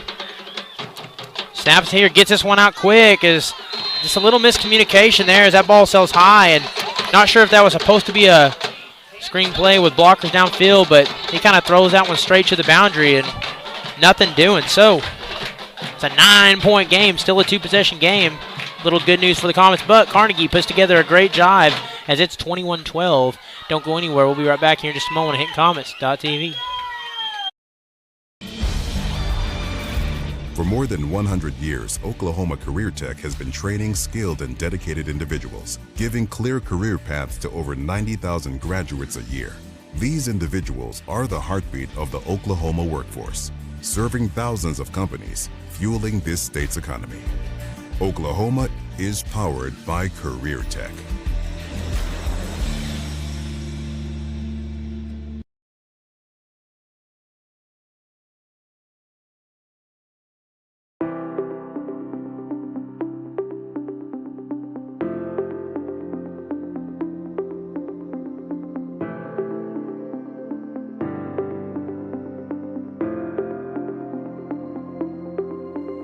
Is it time for your school or business to purchase a new phone system?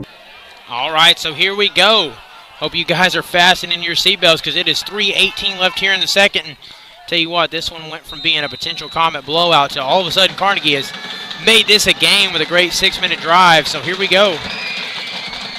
They'll kick off, and they'll take this one out from the 15-yard line. Rodman bounces back in, stiff arms one man down at the 32-yard line, and that's where they'll spot it. As again, Rodman reminds you that not only am I athletic, but I am strong as well. So great stiff arm there, and good starting position here. As special teams has been one of the strong points this evening for the Comets. And again, these kind of moments, special teams is important in so many different ways, but whether it's kicking the ball out of the end zone to get good field position, or completing those extra point attempts, because now you see Carnegie, they missed their extra point attempt, then they had to go for it for 2. They didn't get that. Now they trail by 9 points. So even though this should be a 7-point ball game, it's now a 2-possession game because of their miscues on special teams. So really important there. And the Comets have done a great job as they'll hand it off here, powering up for a gain of 6 on the play. And slow to get up. Hopefully everything's all right. And there he is. So good carry there by Rodman. And again, now if you're the Comets, you got 3 minutes left. Still plenty of time, but, you kind of have to run up tempo here. As again, you can't waste a whole lot of that play clock. See, they're already kind of down there at the line of scrimmage with 30 left on this play clock, even though the play clock isn't moving for some reason. And they'll sit this one off quick. Here's DeVinny. And he's looking for a gap, falling forward at about the 47-yard line. And this is what you got to do. Your team that runs the ball well, so already 2:30, you can't just take a lot of time here. That's one of the problems, one of the few drawbacks of a team that runs the ball successfully and doesn't have that passing attack, is that if you get a 2-minute drive, 3-minute drive. Really tough to execute that. The clock is generally not your friend in these type of scenarios. Now, you can do certain things to kill the clock. You can get to the boundary. You can run out of bounds. You can kill a ball in the ground. There's different things you can do to work out of that. But, again, Comets are going to have to move quickly here, or they're going to have to air it out. So they'll go QB keeper, design play to the right side. Good block there, and no one's going to catch him. It's a foot race to the 20, to the 10. Touchdown, Comets. Graydon DeVinny will go untouched, and great blocking by Colton Helms there on the far side. And then all wheels as the Hinton Comets got the turbojet strapped on here. They are absolutely showing off the speed this evening. Wheels for days. As once they get going in open space, there's just been nobody on Carnegie's defense that's been able to catch them. I mean, it's really about getting to that second level, and once you do, and you turn upfield and get to running, it's been touchdowns. It's been touchdowns all evening long. They just have that kind of speed. Good jump there. I tell you what, as DeVinny just going to have to break off, and he'll hit the corner, and he'll convert the 2-point conversion. Don't think that's how that was intended to go. But I tell you what, the Comets will absolutely take the points. Not sure exactly what happened there. I think they had the edge kind of rush in there and create pressure, and I think DeVinny saw that and thought, ooh, this point after is about to get absolutely stuffed, so I better just grab it and head to the edge, and that's exactly what he did. Good speed, wheels, we talked about it, and Comets get a little bit of good fortune there as they're going to be leading this one 29-12 following the more than likely unscripted 2-point conversion.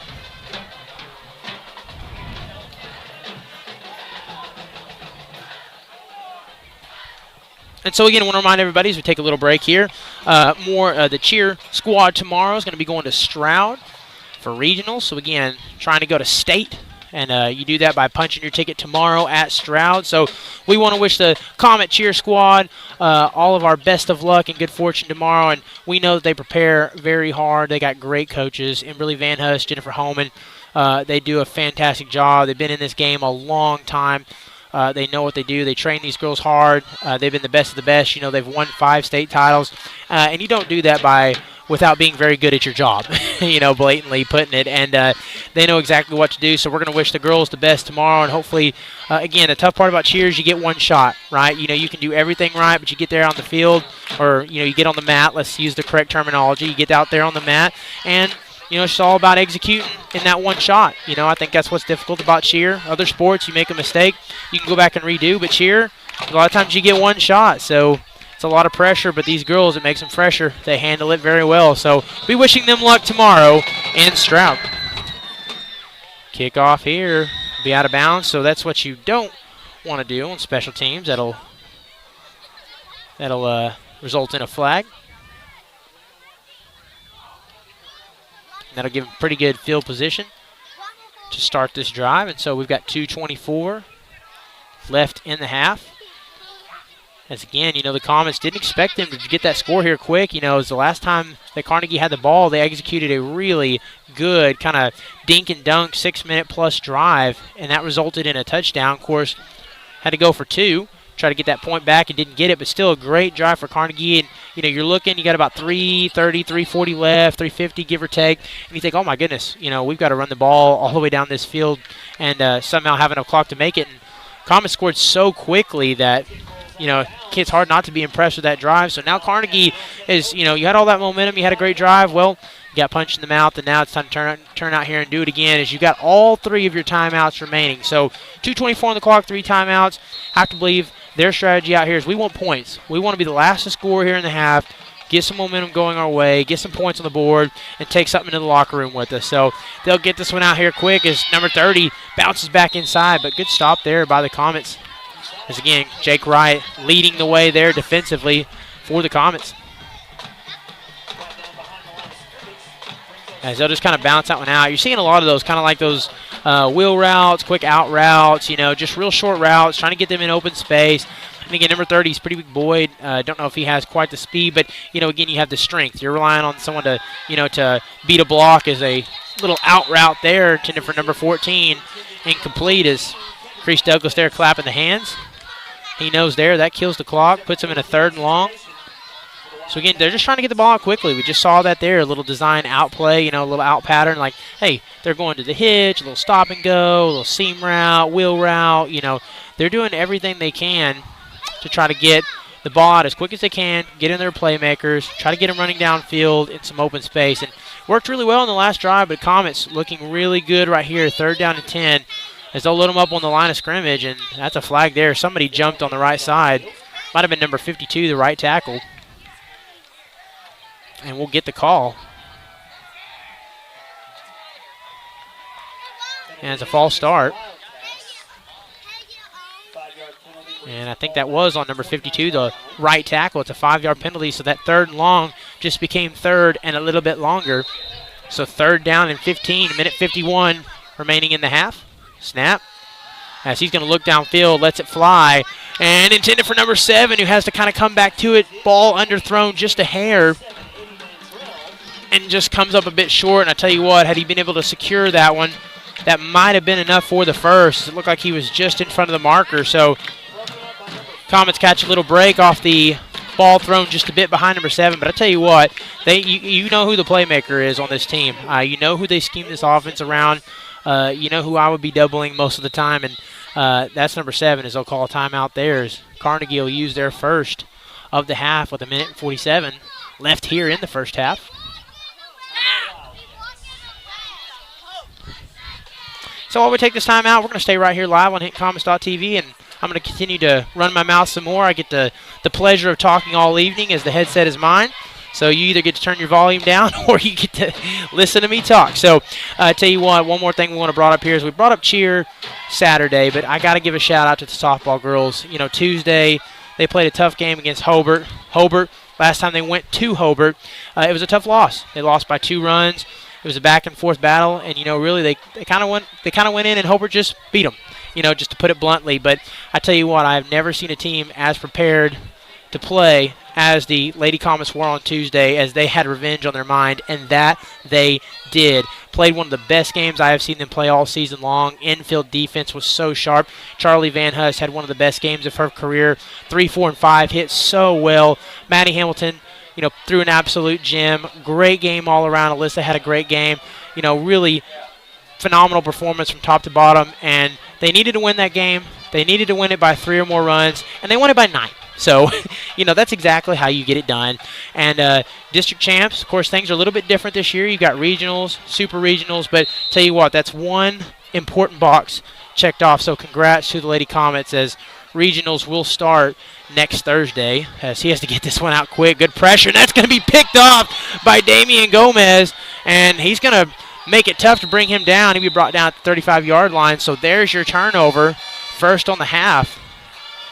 That one by Gomez, and I tell you what, that one started by the pressure up front, forced him to get that ball out quick, and, trailing 29-12, this is where things get tough as a team. Offensively, you feel a little bit discombobulated, you feel a little bit, don't know if irritated would be the word, but, just kind of in a situation where, you kind of start getting out of your comfort zone, you start making throws, errant throws that you might otherwise not normally make, and the Comets, just great job there. They play sound defense. They're aggressive. They got good playmakers.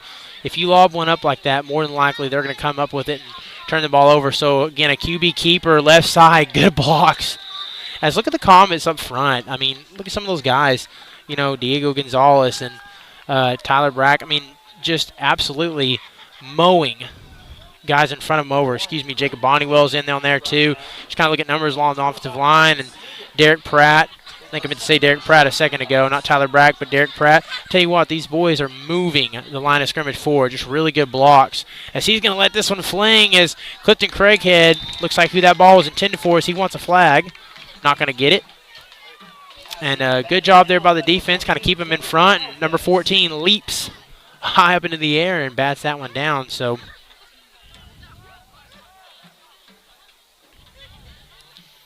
the aggression there for the Comets doesn't pay off, as we got a minute and 6 left, and they can afford to be aggressive in this 3rd down and 3 or maybe 4 situation. 3rd down and manageable, we'll call it. So again, trips right here, 3-by-1 snap, just another keeper of the right side, and just mows number 22 down, and he'll have enough for the first. Good job there falling forward. Davini is strong. that's why they run a lot of those plays. We saw him do that with Levi Taylor a ton last season, and that's what you got to do on those kind of plays. Not only do you got to have the speed, you got to have the vision to find the hole, find the gap, but I tell you what, you've got to have the strength. Sometimes it's a one-on-one situation where, hey, I've got to bowl my man over, and he lets this one fly, and I tell you what, number 14 was batting his helmet, jumped all over that route, and I tell you what, had he picked that one off, he's going the other way. That would have been a pick six more than likely, as he beat himself up a little bit for that one, but great play there defensively, is good jumping of the route. And again, for the Comets, that's not what you want to do with 48 seconds left in the half. You don't, you absolutely don't want to give Carnegie the ball at all before you end this half, but you certainly don't want to give up a pick six in that scenario. There's really no good time for a pick six, but I can tell you a bad time. It's right before you go into the locker room. It's all about momentum here. Trevor Rodman's just going to follow a block, bounce to the left side, diving in, hit it for the pylon. Does he have enough for the tutty? And I think maybe just a yard short, although there is a flag on the play, so we'll have to get that one too. So there's kind of a flag here on the backside. I tell you what, good play there. And it looked like that was Gomez again on a block. I tell you what, if that's Gomez, he's got speed.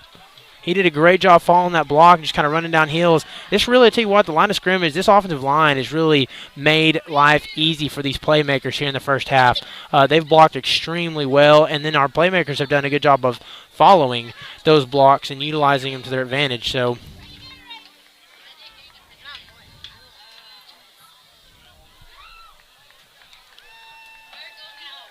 all right, and I guess that penalty will be on the Wildcats. So Com's going to get a chance to put some points on the board again here with 41 seconds left before we go into halftime. And that would conclude what's been a pretty dominating performance here in the first half for the Comets, as Carnegie tried to make it interesting, and now the Comets have really gone back to the well, put their foot on the throat, and here they go, just handing it up the middle. Jake Wright, and he'll have enough for the touchdown. Number 5, Jake Wright, crosses the goal line. Touchdown, Comets. So again, just a little halfback dive play there. Give it to the meat and potatoes. Jake Wright knows what to do. The Manimal punching it in for 6. So your Comets now up 35-12. As we'll get the point after attempt here from Deuce Tripp. And while Deuce is doing that, we'll put some points on the board.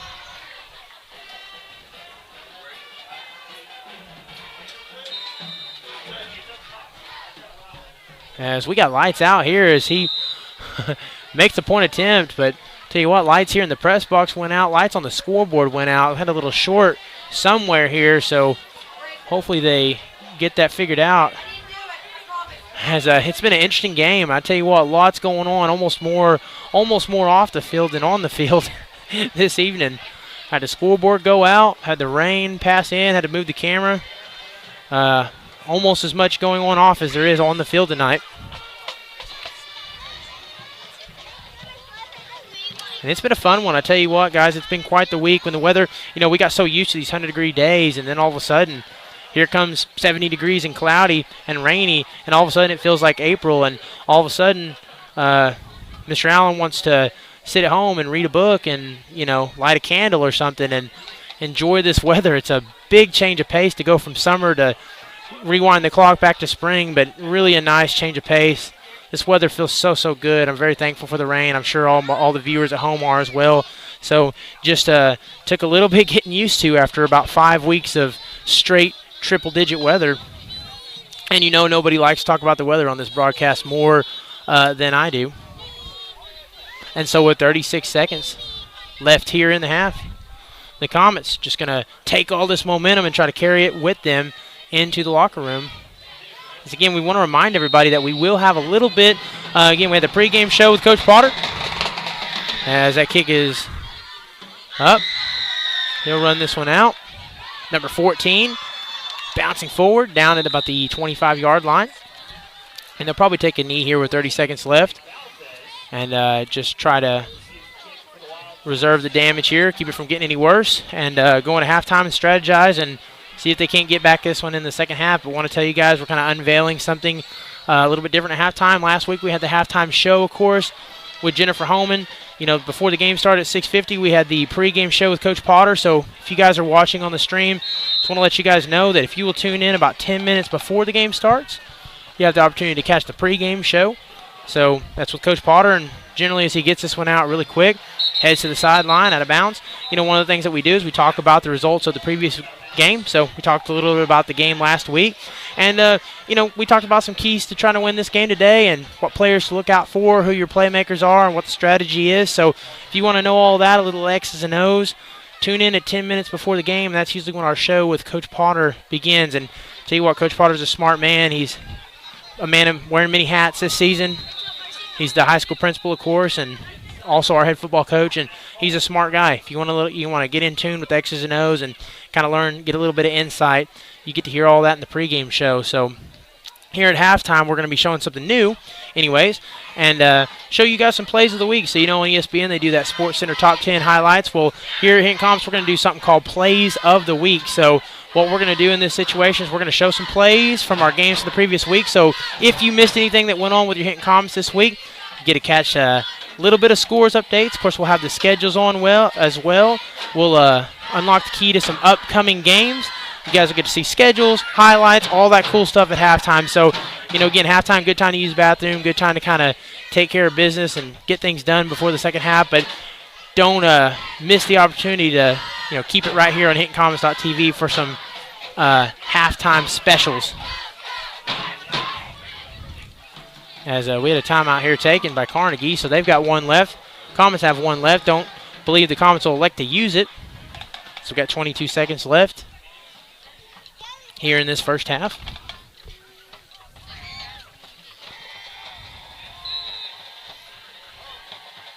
Here we go, under shotgun set, snap. QB keeper just dashes up the middle. Good job there. Brought down by number 70 for the Comets. That's old Diego Gonzalez. So good job just kind of standing him up there, just a design keeper. So again, the clock will stop momentarily to move the chains, but they'll start winding it as soon as they do. And there it is, 15 seconds left on the play as he kind of deads this ball.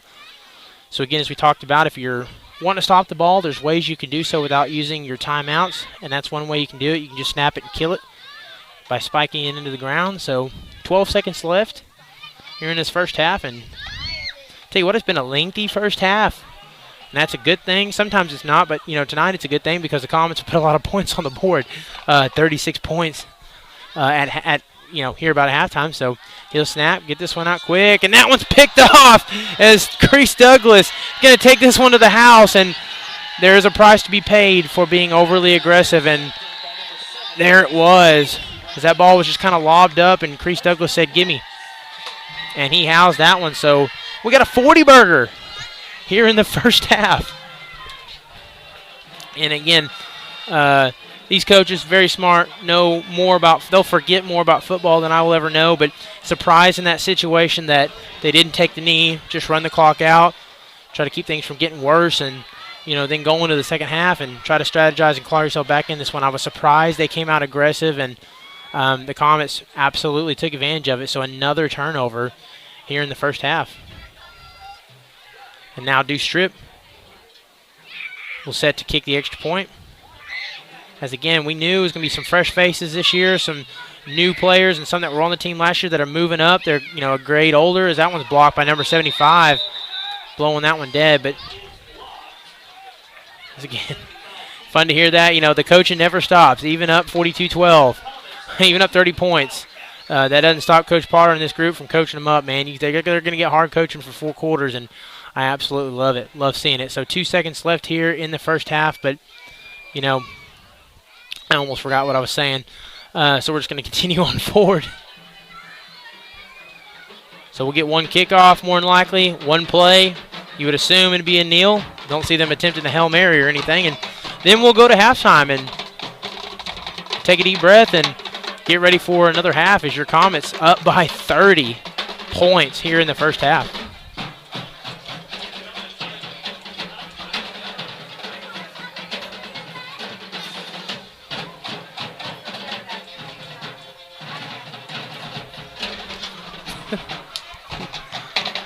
Oh, Dalton. We have some great messages from our fans at home. I got to give it a shout out, before we kick this one off. We've got some great fans. I'm very surprised at people who are watching this stream and the locations that are watching them from. It's great to have somebody out there watching it. Again, this doesn't happen without the support of our fans, and we have some great fans, some great Comet faithful, and good Comet crowd in attendance, but we have a lot of people that watch this from home on HintonComets.tv, and again, thank you guys. Without you, I don't have the opportunity to do this on Friday nights, and I sure enjoy doing it, as somebody's got to hear me talk on Friday evenings during sports time. And so that'll do it. All right. So take a quick break. Again, we'll have highlights and stuff here at halftime. Go ahead and use the restroom, take a break, do what you got to do. And here in about 5 minutes, we will start rolling some plays of the week. And we'll do some schedules and have a lot of fun here with the halftime show. So until then, your Comets leading 42-12 at halftime right here on HintonComets.tv. Give the experts at Versatile Networks a call. In most cases, we can provide a phone system with brand new phones for less than your current monthly bill. Call us for a free quote today.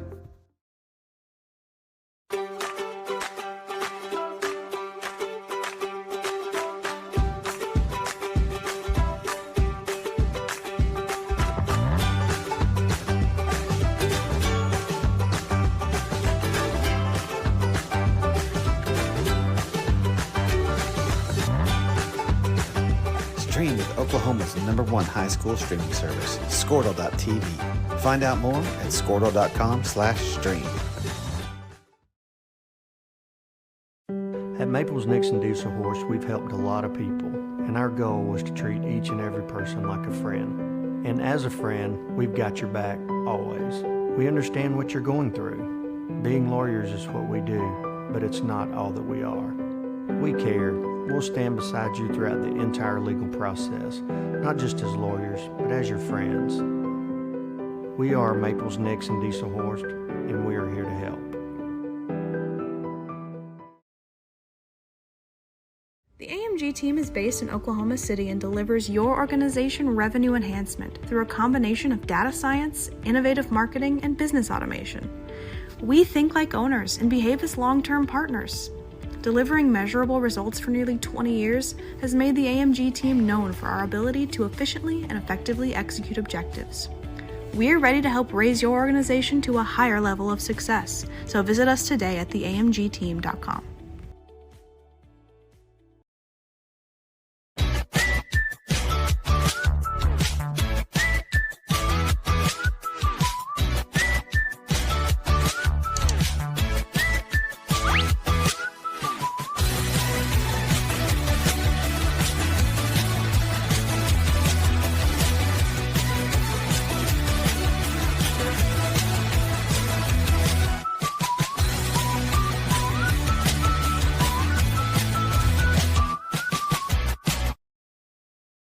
Dr. Matt Dieselhorst at Dieselhorst Sports and Orthopedics can help you get game day ready. Dr. Dieselhorst works with athletes of all ages, taking a coordinated approach to accelerate return to play and maximize athletic performance. His work with pros in sports training, injury prevention, bracing, functional rehabilitation, and imaging works seamlessly with his medical and surgical expertise. Get started by going to Dieselhorst Sports and Orthopedics. Let Dr. Matt Dieselhorst get you back on the field, backing all Oklahoma athletes on the field and off. 2 words, cashback. 2 more words, you're welcome. Remember that jar in your dresser where you would throw your loose change at the end of the day? Then occasionally, you take the jar to the bank to have it counted and enjoy a bit of a surprise to find there is more in there than you thought. That's Square One Banking, the account with a virtual money jar, and it's offered exclusively by Legacy Bank. Support your school's booster club and get your business in front of thousands of potential customers. Talk about a win-win. Advertising packages start on this streaming station for less than $10 a game. Call 405-726-0835 or email adam@squirtle.com right now for more information. For more than 100 years, Oklahoma Career Tech has been training skilled and dedicated individuals, giving clear career paths to over 90,000 graduates a year. These individuals are the heartbeat of the Oklahoma workforce, serving thousands of companies, fueling this state's economy. Oklahoma is powered by Career Tech.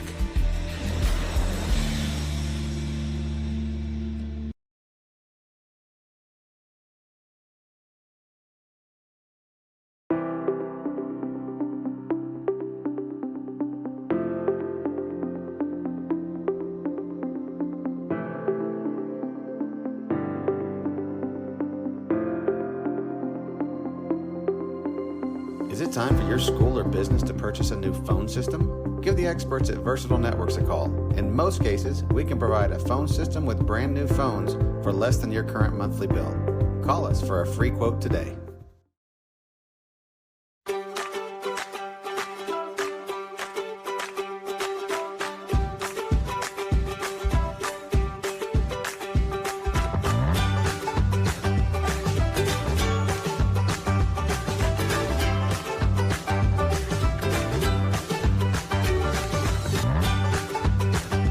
Stream with Oklahoma's #1 high school streaming service, Squirtle.tv.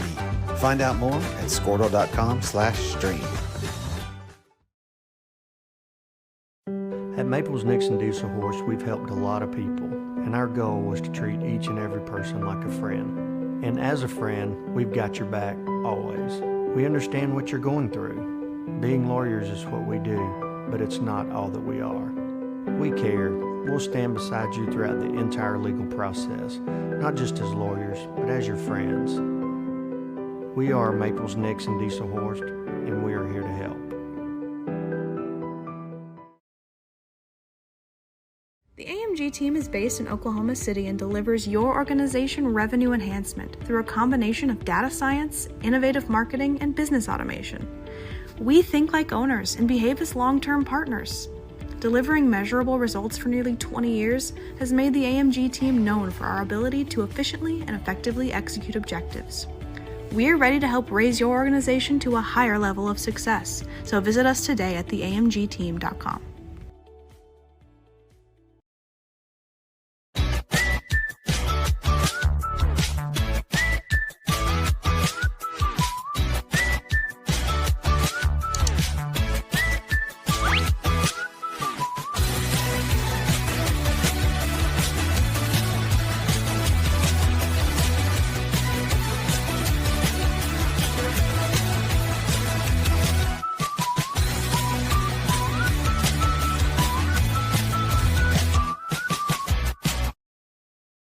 Dr. Matt Dieselhorst at Dieselhorst Sports and Orthopedics can help you get game day ready. Dr. Dieselhorst works with athletes of all ages, taking a coordinated approach to accelerate return to play and maximize athletic performance. His work with pros in sports training, injury prevention, bracing, functional rehabilitation, and imaging works seamlessly with his medical and surgical expertise. Get started by going to Dieselhorst Sports and Orthopedics. Let Dr. Matt Dieselhorst get you back on the field, backing all Oklahoma athletes on the field and off. 2 words, cashback. 2 more words, you're welcome. Remember that jar in your dresser where you would throw your loose change at the end of the day? Then occasionally, you take the jar to the bank to have it counted and enjoy a bit of a surprise to find there is more in there than you thought. That's Square One Banking, the account with a virtual money jar, and it's offered exclusively by Legacy Bank. Support your school's booster club and get your business in front of thousands of potential customers. Talk about a win-win. Advertising packages start on this streaming station for less than $10 a game. Call 405-726-0835 or email adam@squirtle.com right now for more information. For more than 100 years, Oklahoma Career Tech has been training skilled and dedicated individuals, giving clear career paths to over 90,000 graduates a year. These individuals are the heartbeat of the Oklahoma workforce, serving thousands of companies, fueling this state's economy. Oklahoma is powered by Career Tech.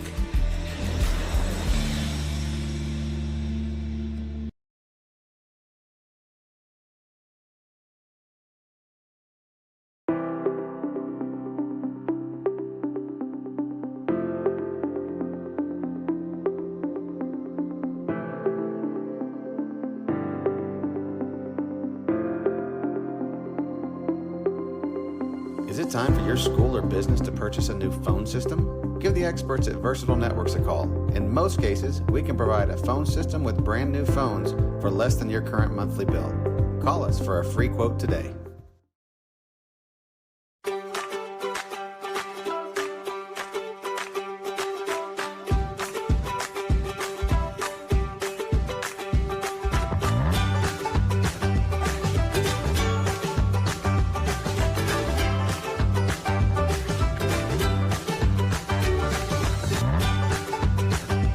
Stream with Oklahoma's #1 high school streaming service, Squirtle.tv.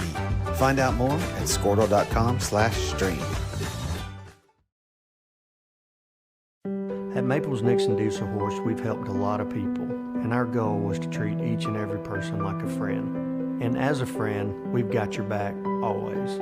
We understand what you're going through. Being lawyers is what we do, but it's not all that we are. We care. We'll stand beside you throughout the entire legal process, not just as lawyers, but as your friends. We are Maples Nixon Diesel Horse, and we are here to help.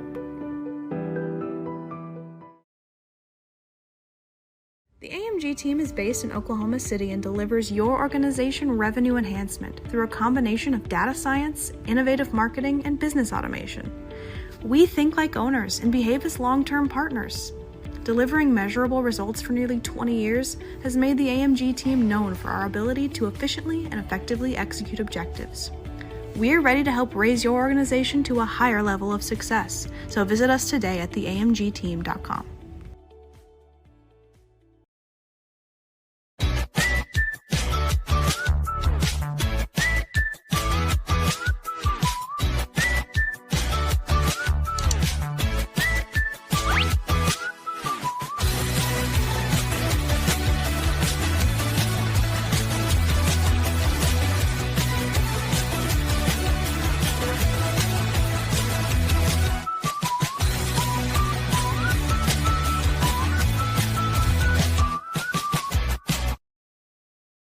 Dr. Matt Dieselhorst at Dieselhorst Sports and Orthopedics can help you get game day ready. Dr. Dieselhorst works with athletes of all ages, taking a coordinated approach to accelerate return to play and maximize athletic performance. His work with pros in sports training, injury prevention, bracing, functional rehabilitation, and imaging works seamlessly with his medical and surgical expertise. Get started by going to Dieselhorst Sports and Orthopedics. Let Dr. Matt Dieselhorst get you back on the field, backing all Oklahoma athletes on the field and off. 2 words, cashback. 2 more words, you're welcome. Remember that jar in your dresser where you would throw your loose change at the end of the day? Then occasionally, you take the jar to the bank to have it counted and enjoy a bit of a surprise to find there is more in there than you thought. That's Square One Banking, the account with a virtual money jar, and it's offered exclusively by Legacy Bank.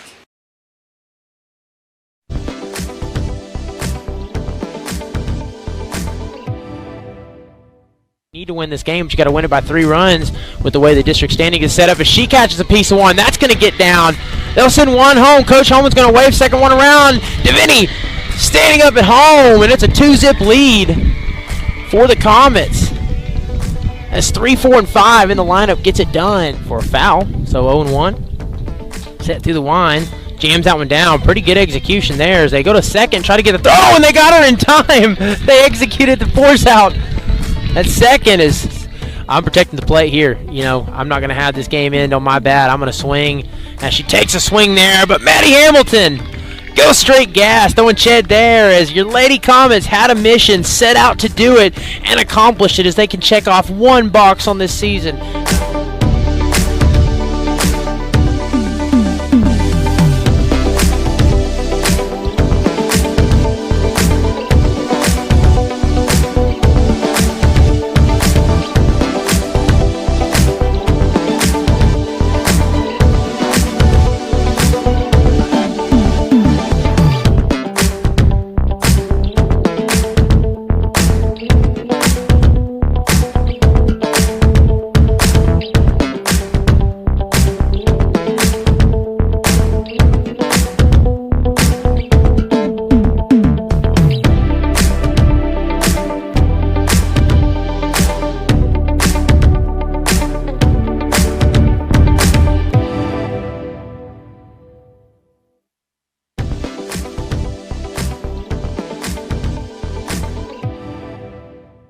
Need to win this game, but you got to win it by 3 runs with the way the district standing is set up. As she catches a piece of one, that's going to get down. They'll send one home. Coach Holman's going to wave second one around. Deviney standing up at home, and it's a 2-zip lead for the Comets. As 3, 4, and 5 in the lineup gets it done for a foul. So 0-1. Set through the wine.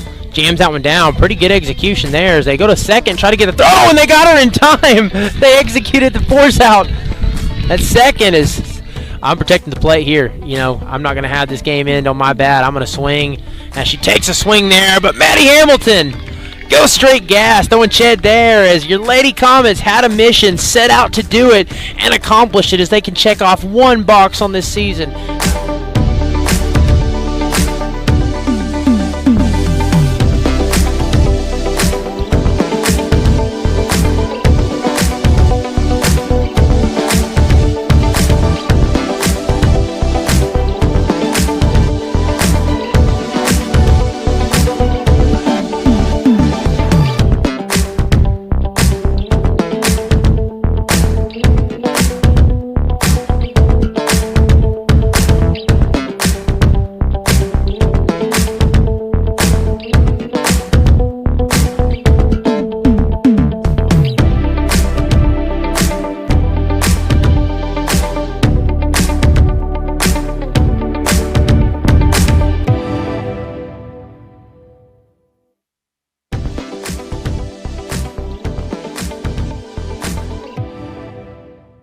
Need to win this game, but you got to win it by 3 runs with the way the district standing is set up. As she catches a piece of one, that's going to get down.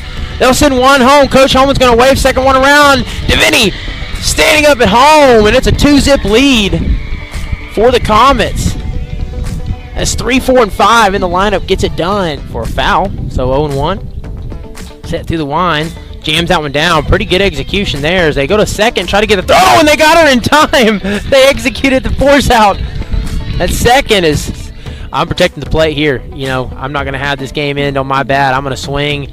And she takes a swing there, but Maddie Hamilton goes straight gas, throwing Ched there as your Lady Comets had a mission, set out to do it, and accomplished it as they can check off one box on this season.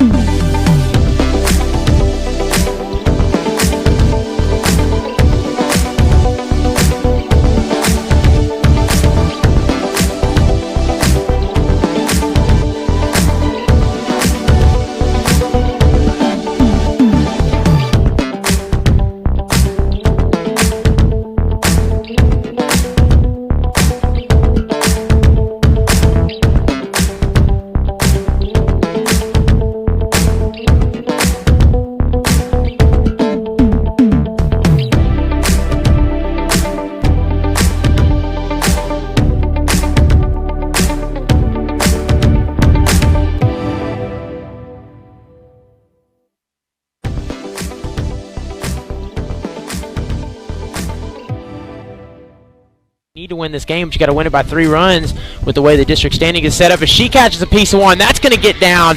They'll send one home. Coach Holman's going to wave second one around. Deviney standing up at home, and it's a 2-zip lead for the Comets. As 3, 4, and 5 in the lineup gets it done for a foul. So 0-1. Set through the line. Jams that one down. Pretty good execution there as they go to second, try to get a throw, and they got her in time. They executed the force out. That second is, I'm protecting the plate here. You know, I'm not going to have this game end on my bat. I'm going to swing. And she takes a swing there, but Maddie Hamilton goes straight gas, throwing Ched there as your Lady Comets had a mission, set out to do it, and accomplished it as they can check off one box on this season.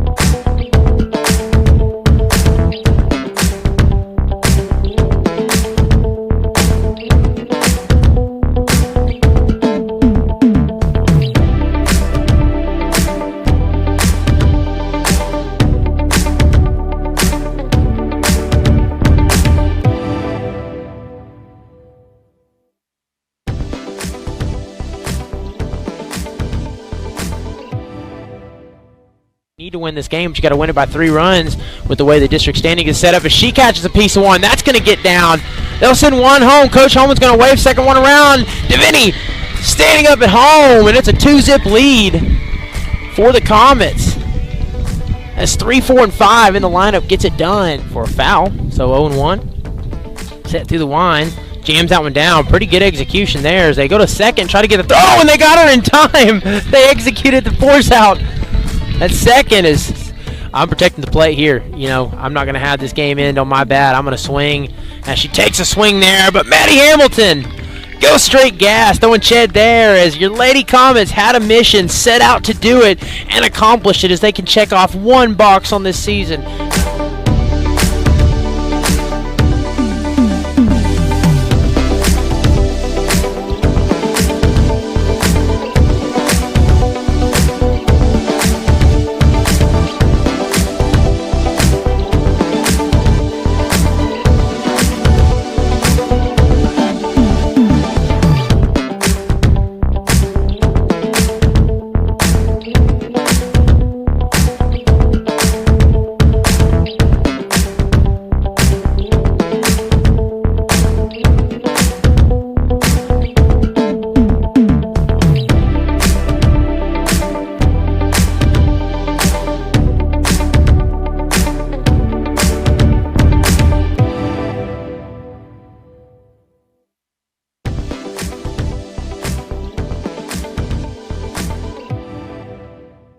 Need to win this game, but you got to win it by 3 runs with the way the district standing is set up. As she catches a piece of one, that's going to get down. They'll send one home. Coach Holman's going to wave second one around. DeVinny standing up at home, and it's a 2-zip lead for the Comets. That's 3, 4, and 5 in the lineup. Gets it done for a foul. So 0-1. Set through the wine. Jams that one down. Pretty good execution there as they go to second, try to get a throw, and they got her in time. They executed the force out. That second is, I'm protecting the plate here. You know, I'm not going to have this game end on my bat. I'm going to swing. And she takes a swing there, but Maddie Hamilton goes straight gas. Throwing Ched there as your Lady Comets had a mission, set out to do it, and accomplished it as they can check off one box on this season.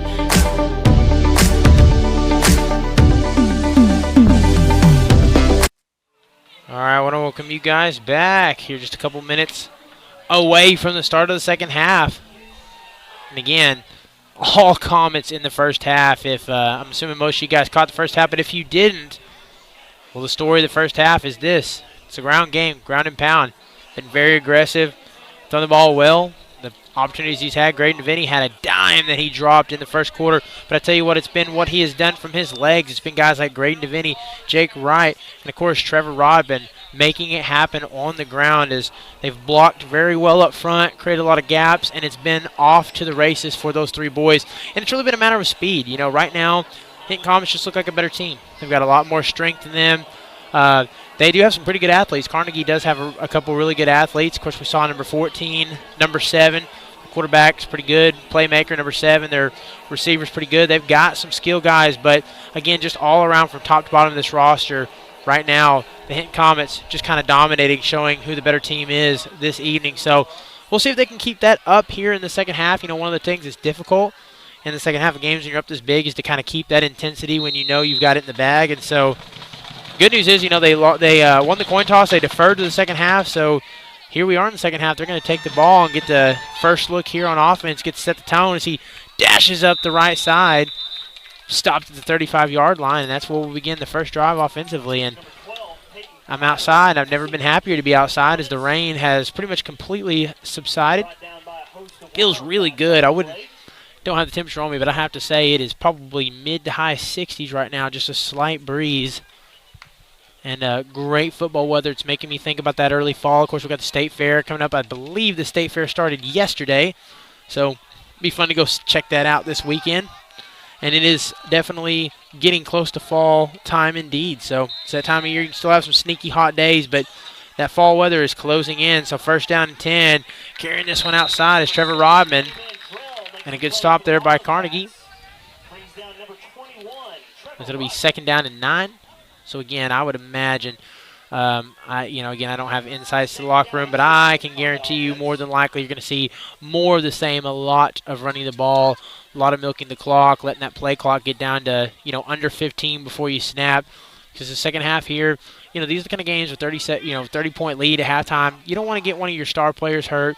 You want to be careful with the ball, but you also want to be smart, not too conservative, and just kind of stick to what you do. Is again a keeper play here. He'll bounce to the outside, makes another man miss. Stiff arms, number 8 along the sideline, and it's a big gain there on second down, as a gain of 20, we'll call it, to move the sticks and get a new set of downs.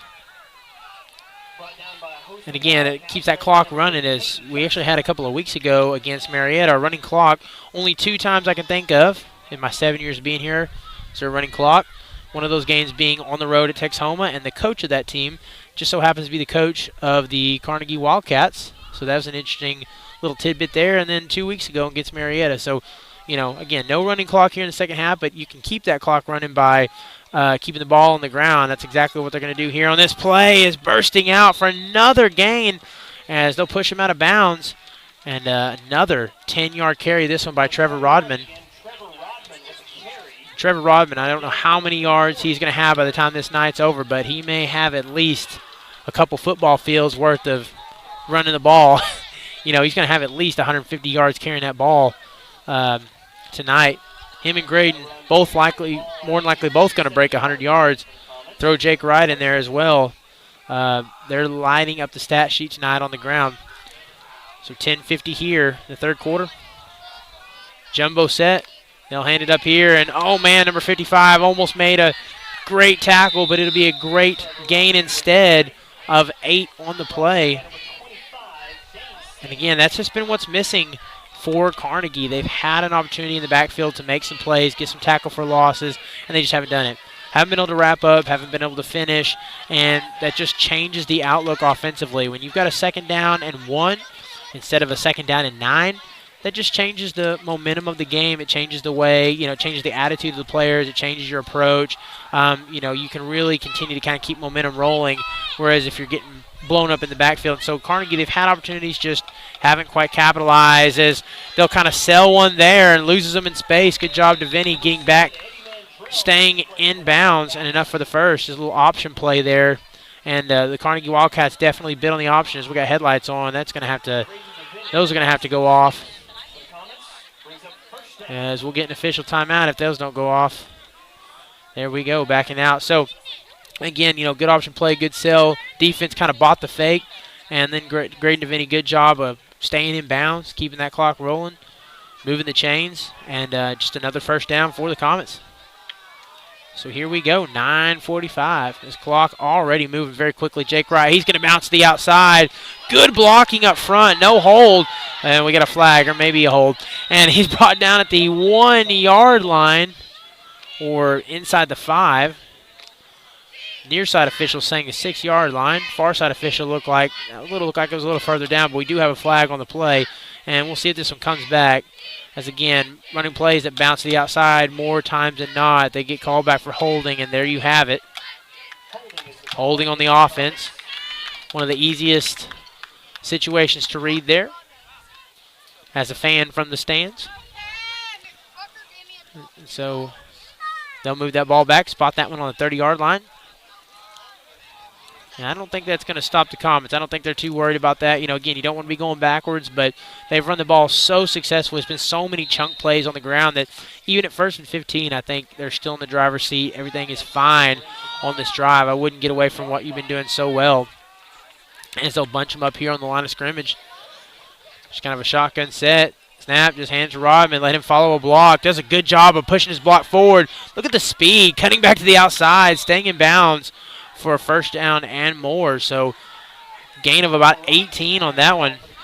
I tell you what, Trevor Rodman, one of the things I like aside from his vision is he does a good job of staying behind his block. He has the kind of speed, he could easily get out in front of his blocks, but rather than doing that, he kind of uses those blocks to his advantage, kind of tucks in behind the blocker, advances him forward using his arm, and then when it's time to shed and go forward and turn up downfield and put some speed on, he's able to do that. So does a really good job of using his blocks to his advantage. And again, like I said, 1st and 15 really didn't mean anything when you're running the ball this well and you're turning chunk plays like you have this evening. So here we go, first down, bouncing to the outside is Rodman as he's going to run right into the end zone.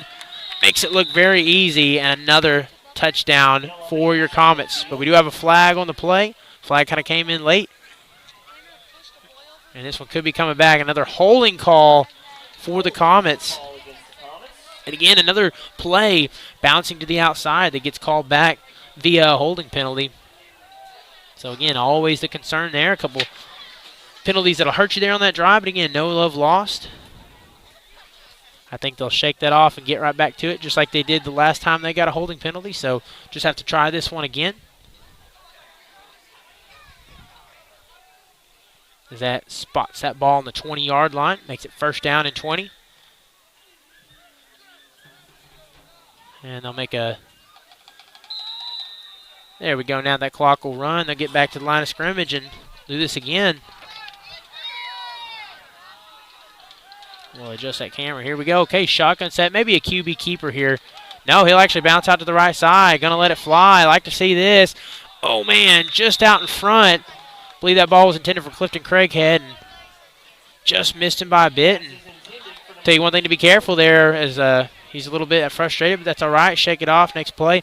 One thing to be careful there is that kind of went off his fingertips. You had a couple DBs there, and you know, Carnegie has had a couple of opportunities tonight. You know, one right before the end of the first half that had a pick six written all over it. And those are the kind of plays, especially just those quick outs, that if you don't execute, they get hands on a ball, they can easily turn that one upfield and, you know, a pick six. So another good break there is they'll just run the keeper play, get themselves in a more manageable down and distance here.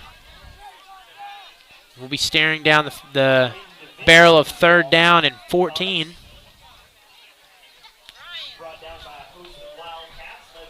And, yeah, like you said, a group of Wildcats there on the tackle. So a favorable down and distance here for Carnegie as they really, really need to stop. Down by 30 points. They know, one, they need the ball back in their hands, but they need to stop. And a flag on this one is a sloppy drive for the Comets. We'll see what the call is.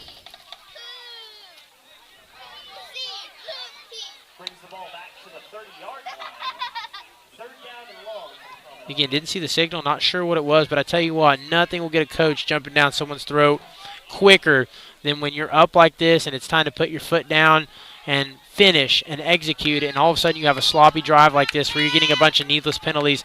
That right there, I don't know, it doesn't matter what the scoreboard is. That's going to light a coach up and make them very upset and jump down you. So, you know, that kills a drive right there. So you get 2 or 3 big penalties, and again, that's a drive that should have ended in 6, but for the Comets it doesn't because you get those costly penalties. So 4th down and 20, and the Comets, or excuse me, the Wildcats will be the benefactor of that. And so we'll see if they like to try to pin them really deep, as they have an opportunity to do that, or if they just simply see Graydon DeVinny out there on the field. He hasn't gone to the sidelines yet, so they may elect to keep the offense out here on the field. And they will do just that. And again, last time in this spot in the first half, they went over the top and threw a touchdown pass. So can't ever rule him out here. It's a 3-by-1, trips right. As he steps back, he's going to keep it himself. And number 7 wraps him up as a turnover on downs. And we said there's 2 good athletes on that team. They got a team full of great athletes, but 2 notable athletes, and one of them right there, number 7, who is going to catch Graydon DeVinny in those situations to make the open field tackle. And so good job wrapping up and finishing there. And Carnegie capitalizes on a sloppy drive there by the Comets and creates a turnover on downs. So they'll get their first look with the ball on the 25-yard line. So it's a good look there. Is again, one good thing for the Comets, they got this clock down to 7:23. So you're not going to have a whole lot of opportunities if you're the Wildcats this evening, because every time the Comets get the ball, they're going to be thinking, how can we chew 5-6 minutes off of this clock? So you're down by 30 points. You're going to need a quick strike. You can't afford to waste a lot of time. You know, a lot of their offense passing in the first half was dink and dunk. It was short completions, try to get them running downfield. And you might have to change that up a little bit. You know, you had a couple of good drives, one that was a 6-minute scoring drive, but you don't have 6 minutes here in the second half to score. So as they'll run it here, just go right up the middle. And that's plugged by several Comets as the defensive line stands them up there. And I see Derek Pratt in on that one. Also see Tegan White. And I believe Rafael Gomez. So 3 or 4 Comets in on that one. Because I tell you what, Derek Pratt, he is a fun kid to watch. He seems to get better and better. He's kind of a raw player, but he seems to get better and better every week. And he is some much-needed size to that defensive line that we told you guys early in the game has graduated several. Had a lot of upperclassmen on that line. Brings the pressure here, forces a late throw out, and that one's just going to die on the sidelines. And there was that pressure, and again, getting up off the ground. There's Derek Pratt. 2 plays in a row, bringing pressure as here come the subs. So I see Jacob Bonnywell checking in. Number 65.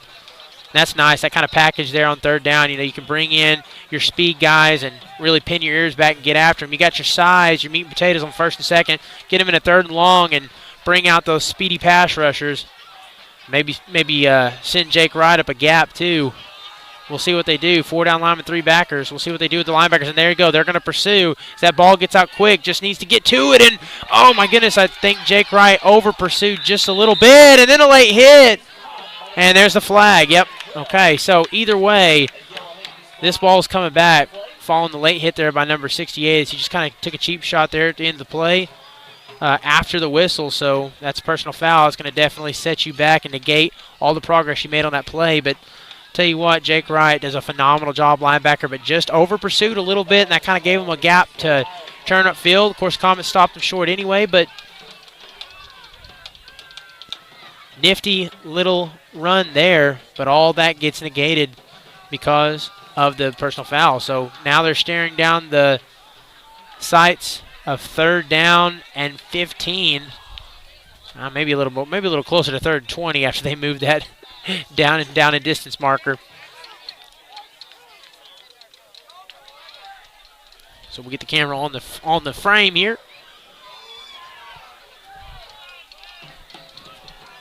All right, here we go. Shotgun set. It's a 2-by-2. And a timeout here taken by the Wildcats.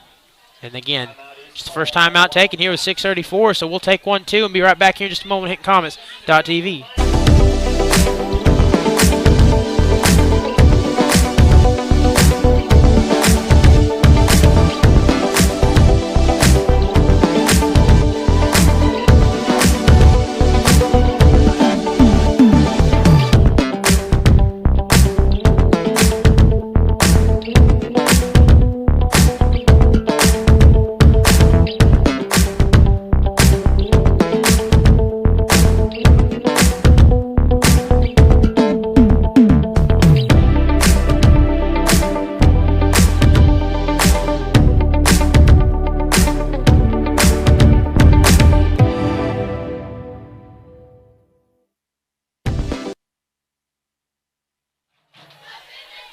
All right, welcome you back here on HintComets.tv.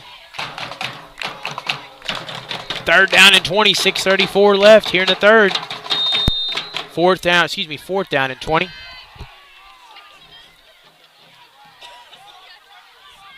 course, they're going to punt. And the punt's clean. Puts a pretty good boot on that one. That's going to bounce down at the logo. Take a Wildcat roll.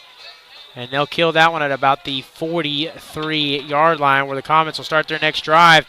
And again, last drive out, not bad, was progressing down the field, almost had a touchdown, but they took it back. And so the story of that last drive was just, again, penalties. The Comets have done a really good job this season of playing clean football for the most part. They've avoided those needless penalties, and that time just a sloppy drive, and that's what that does. It takes you in a position to where you have the opportunity to put points on the board, and it throws you right out of that one and pins you in a 4th and long. And so Carnegie unable to take advantage of that. Good stop there by the defense, but now here on the second series, offensively in the second half, you've got to be cleaner offensively. You can't afford the kind of penalties. You can't afford 2 or 3 holding penalties in a single drive. Is good wrap up there by number 68, bringing him to the ground, and that's what we said that Carnegie needs more of. These running plays, bouncing, especially kicking to the outside, you're going to have to make those kind of tackles. It's a one-on-one situation. Again, it's the difference between a 2nd down and long and a 2nd down and 3-4 yards. What situation do you want to be in as we've got somebody down? It's a Hinton Comet on the far side of the field. And so we'll take a quick break here. As we'll stay right here live on HintComets.tv, but we'll pan away and get a timeout. Looks like just a cramp. As they're kind of stretching that out. Not sure who that is down on the field, but Good news is, looks like it's a cramp, nothing too serious. At least that's what we hope. And so, again, just want to kind of bring some things up for you guys. What do we have coming up here on our schedule? Well, again, hopefully you guys enjoyed on Tuesdays. The Comet softball team got the district dub, the all-important one, 9-zip over Hobart. So next week on Thursday, they're going to start regional play. So playoffs is upon us. I think we will know by this weekend. I think by Sunday. Coach Holman told me tomorrow, so no later than Sunday. We'll know who we're playing, and then regionals will start Thursday, so we'll get the opponent, we'll get the time for you guys, and let you know on the Facebook page as soon as we can. So, again, regionals will be next Thursday. And, again, wish we could stream that. Would love to. But, again, OSSAA kind of has some rules and some boundaries and fees and things of that nature that make it difficult for us to stream. So you're going to have to come on out and support your Lady Comet softball team. And, again, we're hosting. So the great news is we're right here at home. It's going to be right at home on Thursday. So come on out, get a ticket, come and get loud. They've put a great season together. Things have been going well, so come on out and support. And, of course, tomorrow the Hinton Comet Cheer Squad goes to Stroud for regionals as they try to punch their ticket to state. I'm sure you guys saw that on the calendar for tomorrow. So, again, little road trip. We're wishing our Hinton Comets Cheer Squad all the success in the world, and hopefully they get to state. So first down is keeper play there for Graydon DeVinny. And walking up, yeah, kind of doing just a little bit of a gimpy walk as hopefully he's okay. Kind of looked a little bit funny there falling to the ground as he's kind of favoring that leg. And, again, it happens in football. Not saying there's anything to be overly worried about as it kind of looked like that left leg just a little bit when he's going down the ground, but, everything might be okay. So third down and 10 for your Comets. Still get out of a pistol look here. One receiver out on each end. Snap. Hands it to Rodman. Rodman punches a gap, and here we go. Off to the races and gets tripped up late, falling down at the 35-yard line, and it's a first down Comets. And I tell you what, Trevor Rodman, we've said it a few times, but he has some speed. Once he turns that corner and gets running downhill, it's tough to catch that man. That man is extremely fast. He's got a lot of speed, gets to the second level quick. And all of his running plays have felt like chunk plays. They just have. They have felt like 10, 15, 20-yard runs all evening long. And I'm very interested to see what his stats are at the conclusion of this game because he has put some numbers up here in this one with 5:16 left in the third. As hesitates there, thinks about throwing downfield, but he's going to elect to keep it there and maybe gain a pair of yards on that down. As I think he was considering pulling the trigger and just decided not to. And again, no problem with that. You're up by 30 points. It's under 5 minutes left on the clock. There's no need in turning the ball over. Live to see another down. So I think at the end of the day, the decision to elect to just keep the ball and go forward with it, probably a good one. Is every time you run a play here, you can chew another 40 seconds off of this clock. And for the Comets, there's nothing wrong with that. As we're staring down a 2nd and 8. Shotgun set, snap. Hand off, going to the left side, cuts back in. Rodman, good vision. And he'll have enough for the first and more. And the vision between the tackles is it's very, very good. I mean, he just sees the hole, hits the hole, and then kind of follows his blocks. And just elusive running. Elusive would be a good word to use for Rodman this evening. As every time he touches the ball, it seems like it's going to be 10, 15 yards or more per carry. So, again, we talked about with, Carnegie a drive or two ago. This is where things get a little bit trickier because the field starts to get a little bit shorter. So this is where you'd start to see Carnegie maybe stack the box a little bit, really start to play aggressive up front. It's a shorter field. You got less to cover behind you. As, again, looks like they got 7 in the box as he kind of fumbles that snap a little bit, and he'll just have to save it. As Carnegie will bring him down. No gain on the play.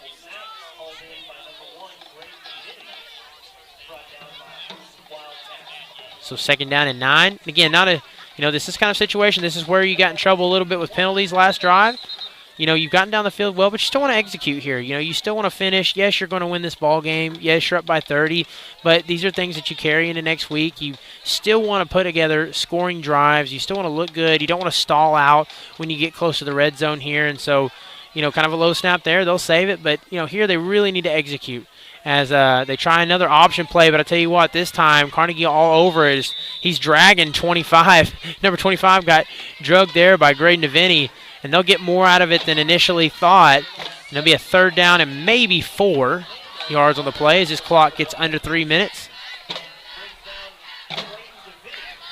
And so I'd have to say more than likely this is 4-down territory. So, again, don't have to be overly aggressive here. 3rd down, do what you do well, which has been the QB lead for them a lot, or you hand that ball to Trevor Rodman, and then if it's 4th and short, then you go for it. You know, you got everything. You got the wind at your back. It's 2:40 left in this quarter. I'd be thinking 4-down territory. And they got him stacked on the line of scrimmage. 6 down there, shotgun set. And, oh, my goodness, another bobbled snap. So somehow avoids it, though, and he'll spin and fall forward. Will he have enough for the first? He might be a yard short. And somehow another bobbled snap turns into forward progress as they're looking at 4th down and maybe a half a yard. And I don't think we will be seeing the offense coming off the field as, man, they've had some moments here in the second half where it's like everything is kind of in front of them and then they make a little mistake. And so, but great job there by DeVinny of saving that one. So, and I tell you what, after, okay, I don't know if they respotted that one there or just realized they were, the side judge was a little bit off, but they went from 4th and a half a yard to 1st and goal. So here we go. Snap, hands Rodman. He slices, dices, cuts back inside, down at about the 1 yard line. And oh so close to 6 points. Got about as close as you can there without scoring. So good news is I'd have to expect the Comets, unless they fumble or have a bad snap here, not only are they going to get a touchdown, but they're going to be able to milk another 40 seconds off of this game clock. And honestly, for the Comets, that's exactly what you need. So you'd like to score there, but this actually, in hindsight, is probably going to end up being a better situation for the Comets as they're still looking off to the sidelines. I have to imagine they're going to let this play clock run under 10 before they snap it. And I see Trevor Rodman back there. See Deuce Tripp. See snaps. Hands in the ball. Says, get after it. Up the middle, halfback dive. Touchdown, Comets. And again, Trevor Rodman's worked so well. Why not give him the opportunity to get 6 points? And that's exactly what they do. Little halfback play there, kind of power against the power up front, and let him go to work. And so again, another 6, 48-12, Comets. Which again, didn't know a whole lot about Carnegie. It's a team that we walked into expecting to win. You know, this is a game you expect to win, but again, 48-12. Not sure if anybody expected that. As Comets just continuing to shine here through 4 weeks of football. As I have to admit, as the point after is up and looks good from here, it is. So I make that 49-12. You know, I can't help but just be so impressed. I mean, I know that things are obviously going to be different, as we roll into district play. Things are going to change. The competition is getting ready to bump up, and it's going to get a lot harder. But I have to say I'm very impressed. You know, we had so much turnover, so many question marks. And by turnover, I simply mean players graduating, not turnover in a negative way. But when you have that many seniors graduate, and you have a new quarterback, your leading touchdown receiver, Braden Strong's graduated. You lost a lot of your meat and potatoes, the bulk of your offensive and defensive line. You know, you come into the season with a lot of question marks, and it's a matter of, you know, well, what kind of season are we going to have? You know, this is a pretty good district.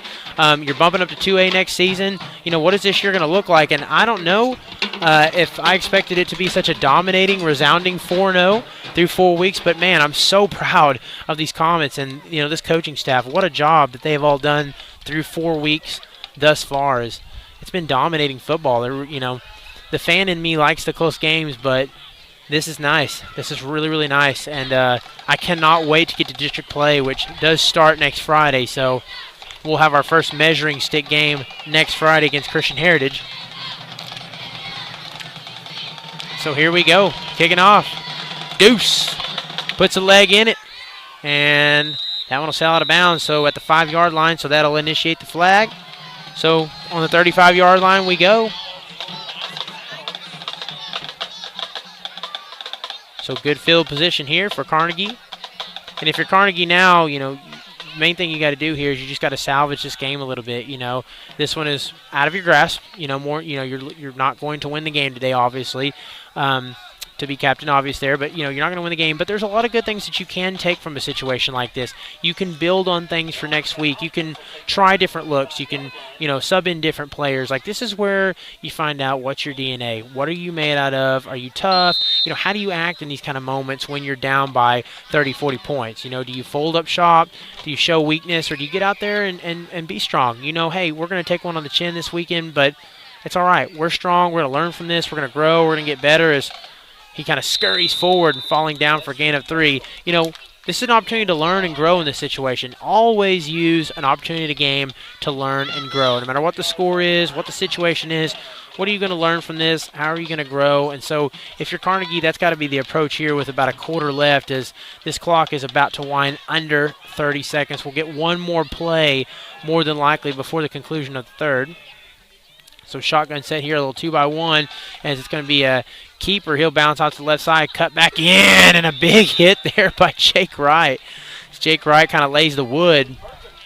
Going to be 3rd down and 4 with 13 seconds left. Have to believe that will be the final play of the third quarter. And Jake Wright made his name heard there. My goodness, what a hard hit late. And we might be up by, 30, 40 points, but Jake Wright ain't showing that out there on the field. Still playing hard, and that'll be it. Conclusion of the third quarter. Your comments. Leading this one 49-12. We're going to take a quick break, and we'll be right back for the start of the fourth quarter. Don't go anywhere right here on HintonComets.tv.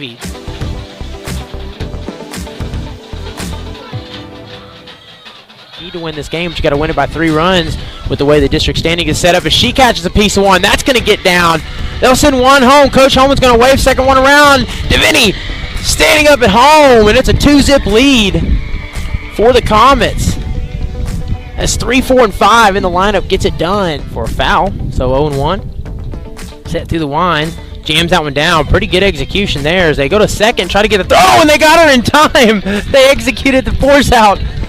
That second is, I'm protecting the plate here. I'm not going to have this game end on my bat. I'm going to swing. As she takes a swing there, but Maddie Hamilton goes straight gas, throwing Ched there as your Lady Comets had a mission, set out to do it, and accomplished it as they can check off one box on this season.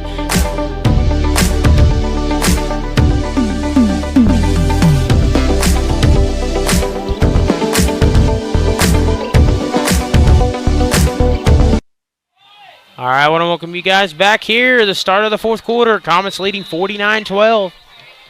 We'll flip the field for the final time. 3rd and 5. So he'll bounce out, and he'll create a 1st and 10. How about that? So good play there, quick out. Getting the ball at number 8, make some plays in space. That'll move the chains. Not sure what's going on here as Jake Wright might be favoring that foot a little bit. And there we go. Okay, walking off. No love lost there. Again, had a little something going on there on the opposing sideline. And we'll move on.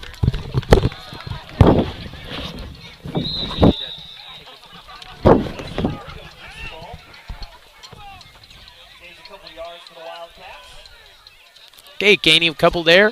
Make that 2nd down and 8.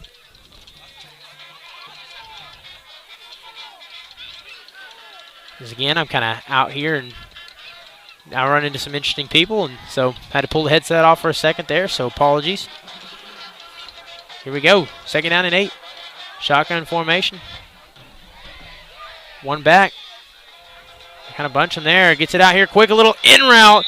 Intended for number 8, and I tell you what, I think the receiver needs to make although that throws a little bit behind him, I think he needs to make that cut just a little bit earlier, as he kind of had a step on him, and make that cut a little bit earlier, get that ball out in front of him a little bit better, and just a little bit of missed, just not executing there. A little bit behind him there on the communication is, definitely a play where he was open, had an opportunity to get that ball and, get down to 3rd and short, or maybe enough to move the sticks, and just came up a little short.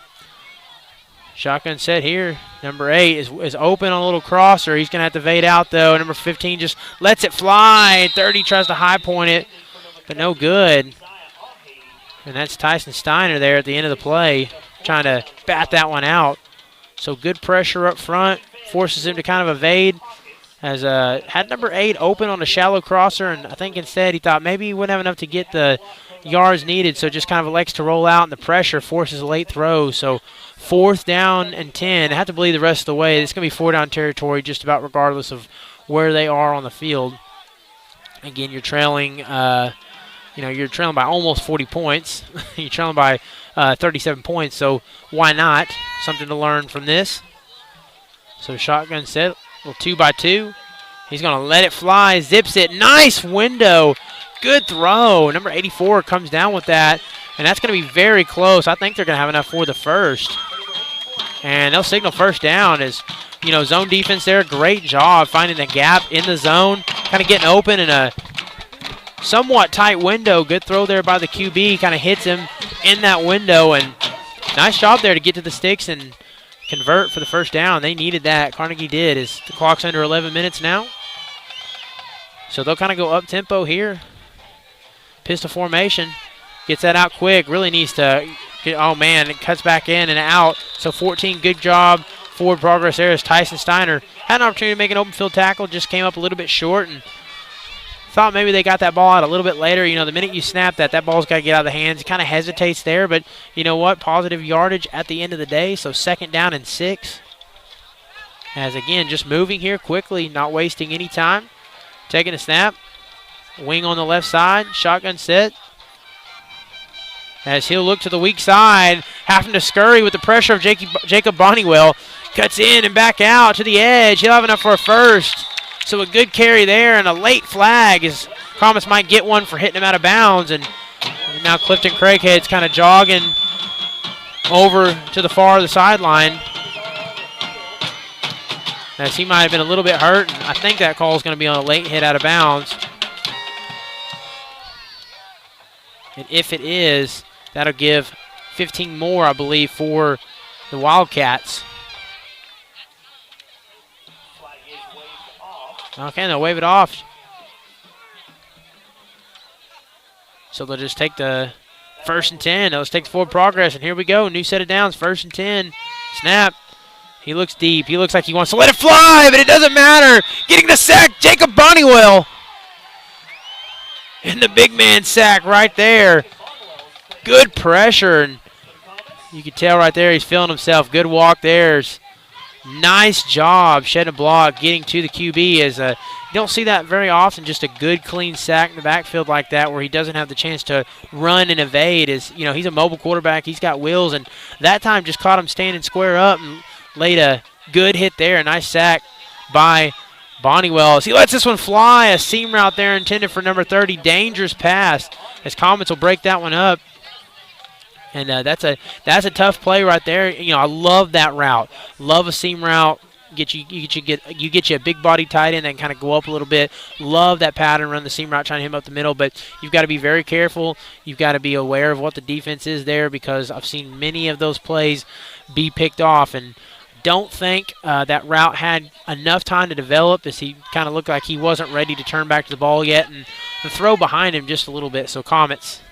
Good defense there, and also good break as the timing of that throw just a little bit off. So here we go. 3rd down and very long, 20 yards. Just got to let it fly. Good pressure there as Bonnywell gets more pressure and a late flag. And they'll throw that one out of bounds, so nothing doing, but we'll get the call. As again, that play started with Jacob Bonnywell, so he got a lot of pressure there on that right side. It's a holding penalty, and they may elect just to decline this. But Jacob Bonnywell really bringing the pressures. He has absolutely been winning up front, winning his one-on-one battles, and he forced him to roll out. Just great job there by Jacob. As I've said his name, I feel like about 5 times in the last 3 plays. So here we go.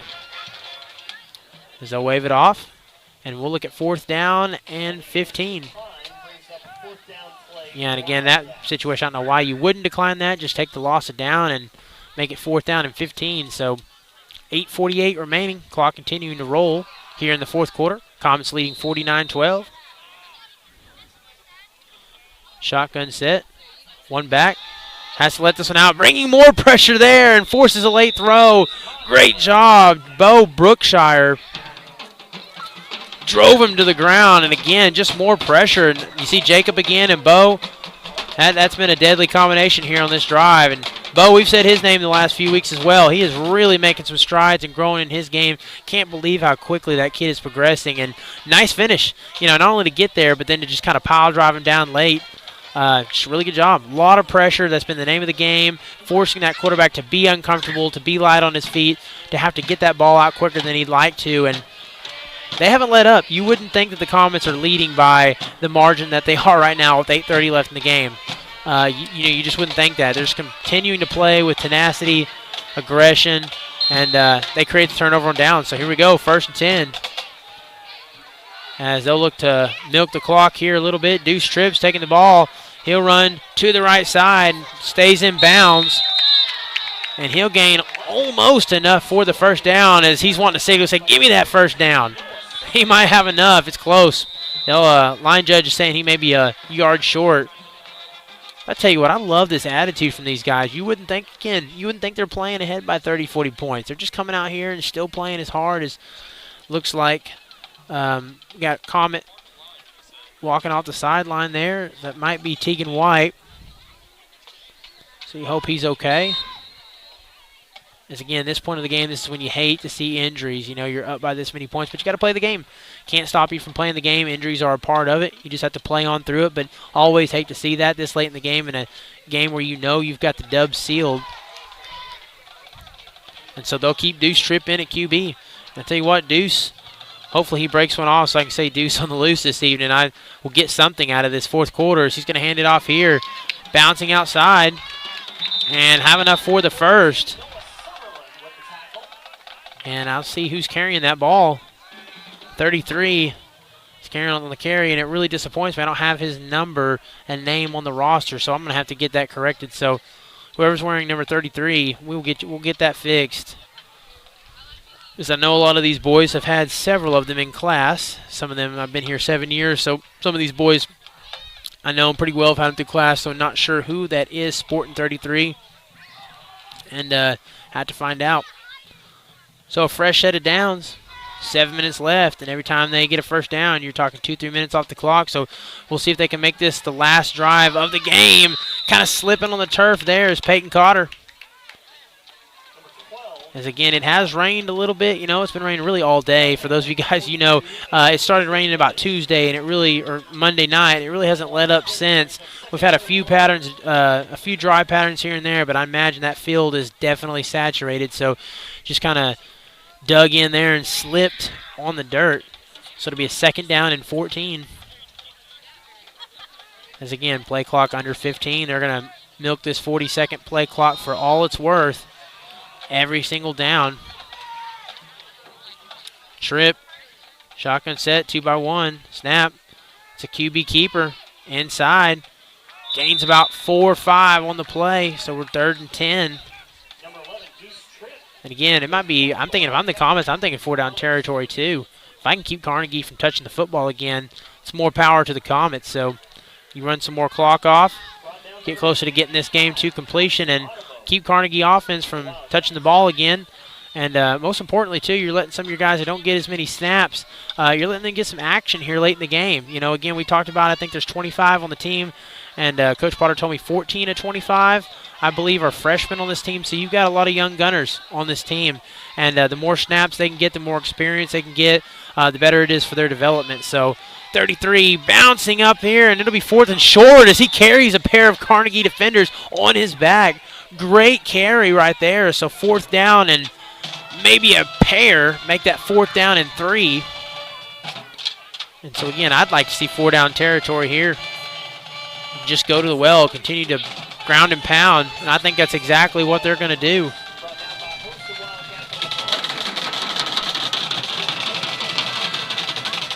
As the Carnegie faithful starting to make some noise over here.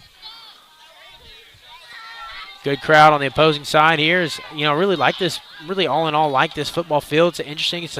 I remember seeing this back in the day in high school, but, of course, we didn't play football back in high school, but, it's a field that's been around for a while, and it's an old school field. Kind of reminds me of when we go to Calumet, or no, excuse me, not Calumet, when we go to Mangum. It's kind of dug into the ground just a little bit. I really love Mangum's football field. I think part of that was built by the WPA, or the Public Works Administration, back, close to 100 years ago, back in the 30s. In the FDR administration. So love that football field, and I kind of get similar vibes. It's not quite dug in as deep, but really neat field. I have to think, man, if you ever put a couple pennies more into this place, this could be really, really special. So, like this football stadium, it's definitely interesting, and it hasn't changed a whole lot over the years. They've kept it fresh. As a bobbled snap there by Tripp, he'll just have to kind of fall on it and save it. So good job there by Carnegie. And they'll lose about 5 on that one as this clock gets under 4 minutes. 3rd down and long. And again, got to give a shout out to so many people. But Carnegie, their administration, got to give them big thanks. Their athletic director for letting us use their facilities, let us have the part of the press box here. We have so many good administrators in the state of Oklahoma, so many good people. Everybody has been so warm and welcome, and we go all over the state, central Oklahoma, western Oklahoma, and we've been welcomed by so many good administrators and so many good fans. So just want to give a big thanks to those at Carnegie. They've been warm and welcome, and they made life easy for us for streaming this game this evening. As bouncing out to the side is Peyton Carter, as he's going to run this one out, tackled at the 25-yard line, and I think he'll have enough for the first. And they will. He'll move the chain. So 3:20 left. This may be the last possession of the game. And that's exactly what Coach Potter wants. Just keep Carnegie from touching that football again.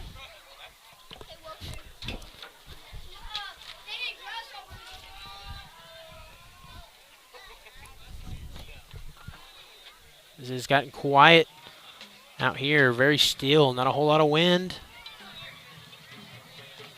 Play clock under 20 seconds. Just putting the final nail in the coffin of this ball game. So here we go. Shotgun set. As they'll have 7 on the line, or they'll have 7 kind of down there in that stance. One receiver out on each end. Running play, bouncing outside is Peyton Carter.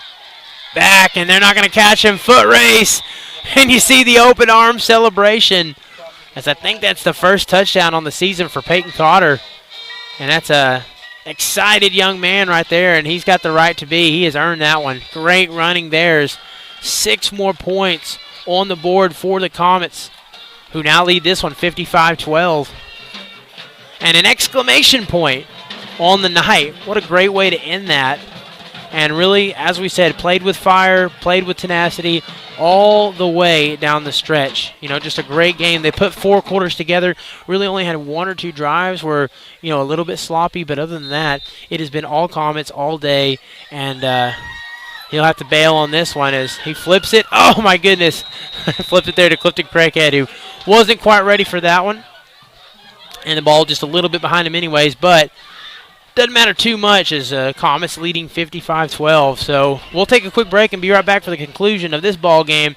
Final timeout. Don't go anywhere on HintonComets.tv.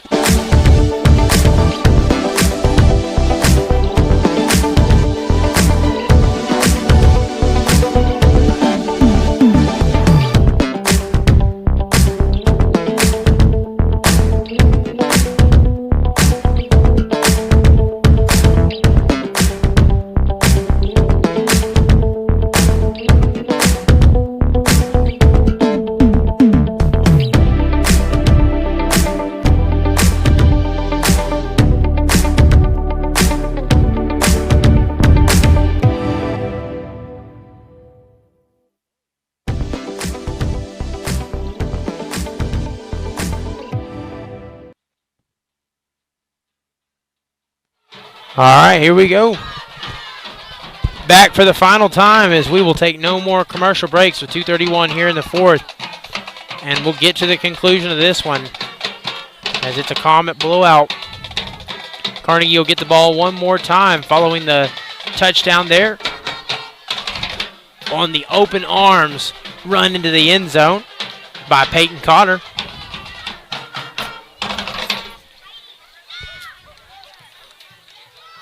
So they'll just get it set, ready to kick. Here we go, deuce trip. Ready to put the exclamation point on this night. So Carnegie will get one more opportunity here to do something with the ball. Kicks up, looks pretty good. It's going to be fielded at the 15-yard line, and he kind of loses it, and it'll roll out of bounds. So this time no penalty because it was touched inbounds by number 14, and so Comets get a good break there as Carnegie will start deep in their own territory. As again here, you just final drive of the game. You want to get some positive plays. Do what you can right. You know, in this game on a good note. And I imagine that's what Carnegie's going to set out to here to do. And if you're the Comets, just come out, execute, do what you've done for 4 quarters in this game well, and try to avoid any injuries. Of course, you can't prevent injuries. That's part of the game. But if you can come out on this final drive healthy, as you're going to got some young men here that don't see as many snaps as they usually do in a game, get some playing time here late. First down. He's just going to let this one fly, airing it out to the sidelines. Number 8 will catch that one in open space, and here we go, off to the races. They're not going to catch him as he's going to go all the way. Diving tackle, no good. Touchdown Carnegie. Nice effort there by Aiden Bashore, though, as he pursued that one all the way down inside the 5. Tried to save it. But Carnegie will go to the well and let it fly on the first play. How gutsy is that? Trailing 55-12. Just said, let's let it fly. And they're going to end this game on a pretty good note, as that's nice for them. Nice for them, nice for their fans. Gives them something to celebrate, something to cheer, something to feel good about. Really a feel-good ending on what's been a very tough game for Carnegie. So here they go, going for 2.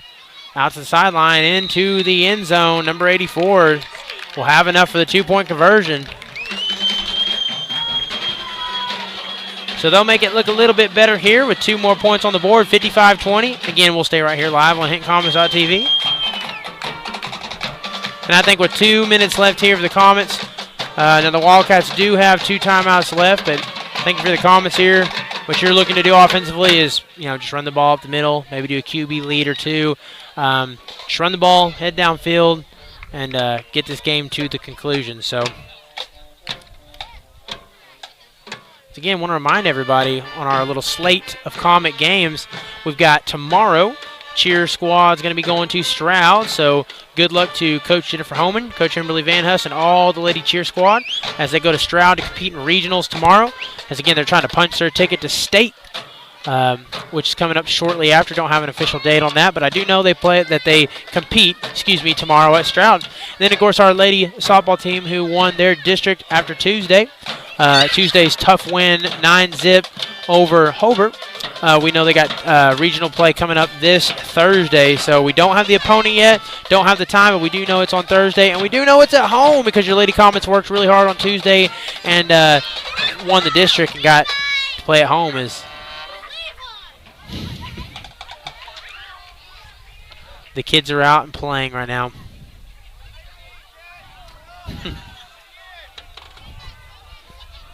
All right, so here we go. Final kick of the night. Puts a leg into it. And that's going to roll out of bounds at the 25-yard line. So, again, they'll get good field position here. As, again, not that it'll really matter all that much. But just one more good nugget for the Hinton Comets.